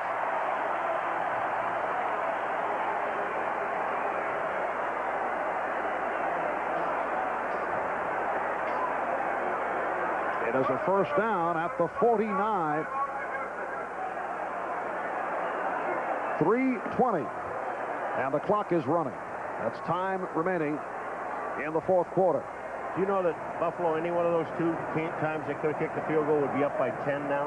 That's not, but that's not true, because you don't know what would happen after that particular point. You don't know if the game would have been the same. Oh, I do. I saw this last night. Oh, I see.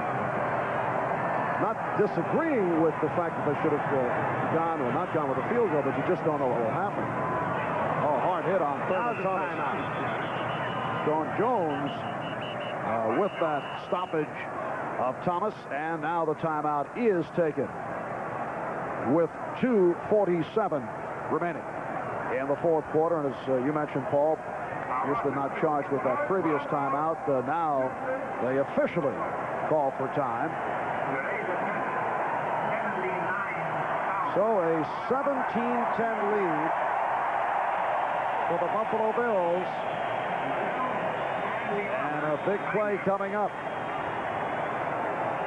The crowd announced 79,532. The Buffalo Bills setting an NFL attendance record for the regular season, drawing 622,000 here at Richard Stadium. Here is Steve Tasker, excellent special teams player, one-time Houston Oiler. Glanville was really upset about losing him. They tried to get him through and let nobody, put him on injured. They tried to get him through and hoped that no one would pick him up. But the Buffalo Bills did pick up Tasker. Not only did he play for the Buffalo Bills on all their special teams, but as you mentioned before, Marv, a year ago went to the Pro Bowl. This year he was injured. He's an intense young man, tough. Set to resume, second and 12 at the 47.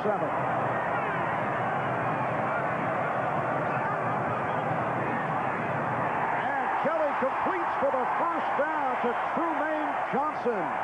Domingo Bryant on the tackle, but a penalty marker is down. And I believe it's against the Buffalo Bills. What a beautiful pass, Marv. It was perfect. Holding. Number 51, offense, 10-yard penalty, repeat second down. That is Jim Richer, the left guard, and that wipes out the 14-yard pass play. And Kelly couldn't have thrown a more perfect pass. Jim Richer, number 51. You see him right there. He is just got Sean Jones, and it's a takedown. He pulls Sean Jones down to the ground. That negates the first down, and now we're looking at second and 22. 8 penalties apiece. But are still shy of that magic mark of 10, at least according to Jerry Glanville. Second down, 22. Kelly with the swing. And Andre Reed has been stopped for only a yard on the play. Steve Brown with the tackle, and Houston calling for time with 2:10 remaining in this fourth quarter.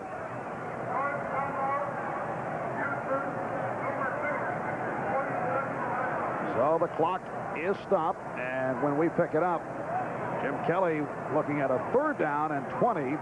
Back at the 35, the Houston Oilers very much alive in what has been a hard-hitting, superb divisional playoff game. The winner going against the Cincinnati Bengals on NBC. That'll be next Sunday at Riverfront. And I'm just looking about with Kelly coming back in this thing, I would be surprised to see him throw the football here. You're going to have third down in almost 20, Marv, and a mistake here could be costly.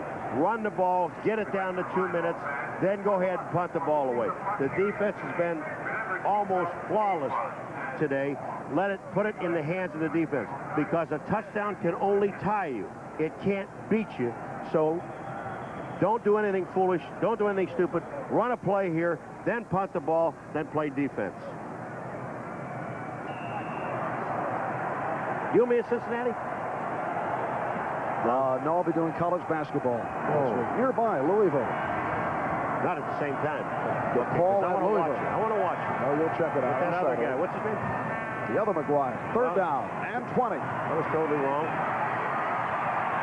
And Kelly getting it off and completing, but short of the first down. Ronnie Harmon came back for it. 16-yard pickup. And we are down to 2 minutes left in the fourth quarter. It's a back on Craig, so it's going to be a long way for Browner to get back on zones and double coverage. So it's going to be interesting that he can pick a couple off like he did a few weeks ago. All right, Dick, the Vikings coming out of their locker room. We're going to meet their starting defensive lineup, and also we'll see who will start on offense for the 49ers. This crowd will erupt when we continue live from Candlestick on CBS in just a moment.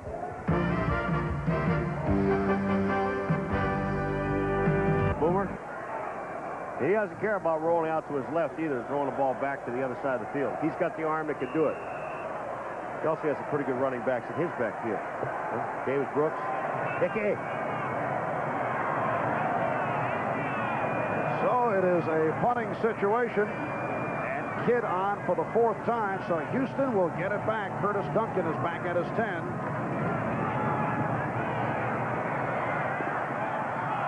And Duncan out across the 20. He was stripped. And Buffalo has recovered.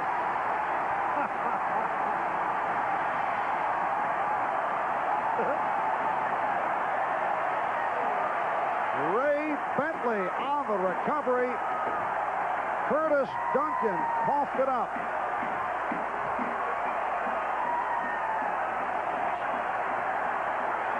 The hit issued by Steve Tasker.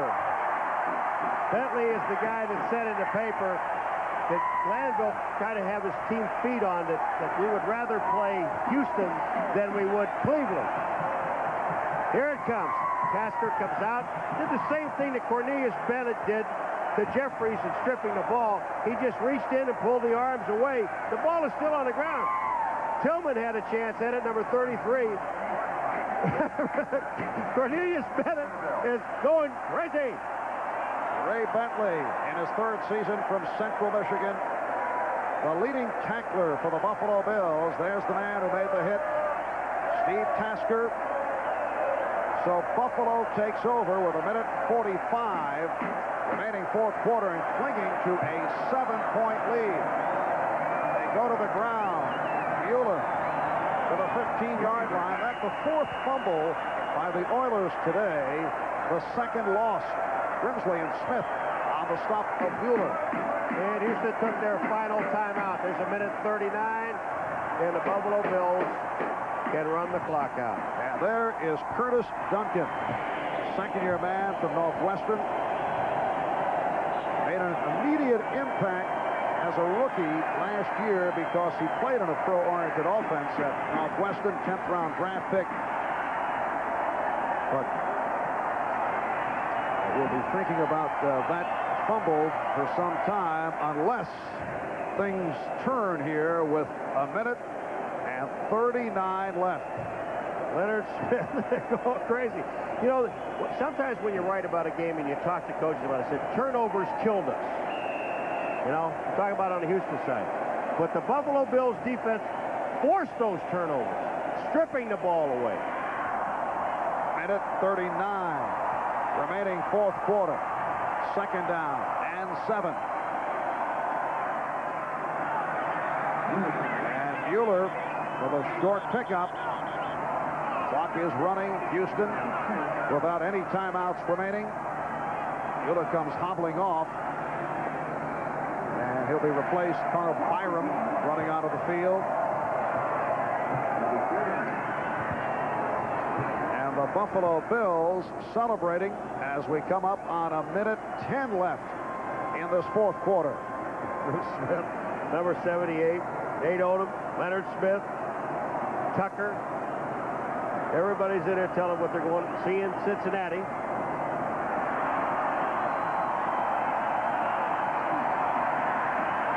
Second clock is down to 2. They get off the play.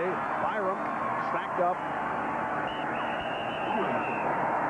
They are not going to have to run another play, Marv. And Jim Kelly waving to the crowd. Kelly gets the crowd going. The clock running down. And they are celebrating here at Rich Stadium in Buffalo. Marv, the only sad part about it, if they win their last game in Indianapolis, where we were, they would be playing. They would have been playing here next week instead of going down to Cincinnati. That's from the Buffalo point of view, but the Bengals just delighted that they will be hosting the AFC Championship game next Sunday as the Buffalo Bills defeat the Houston Oilers by the score of 17-10. Thanks to our spotters, Michael Gluck and...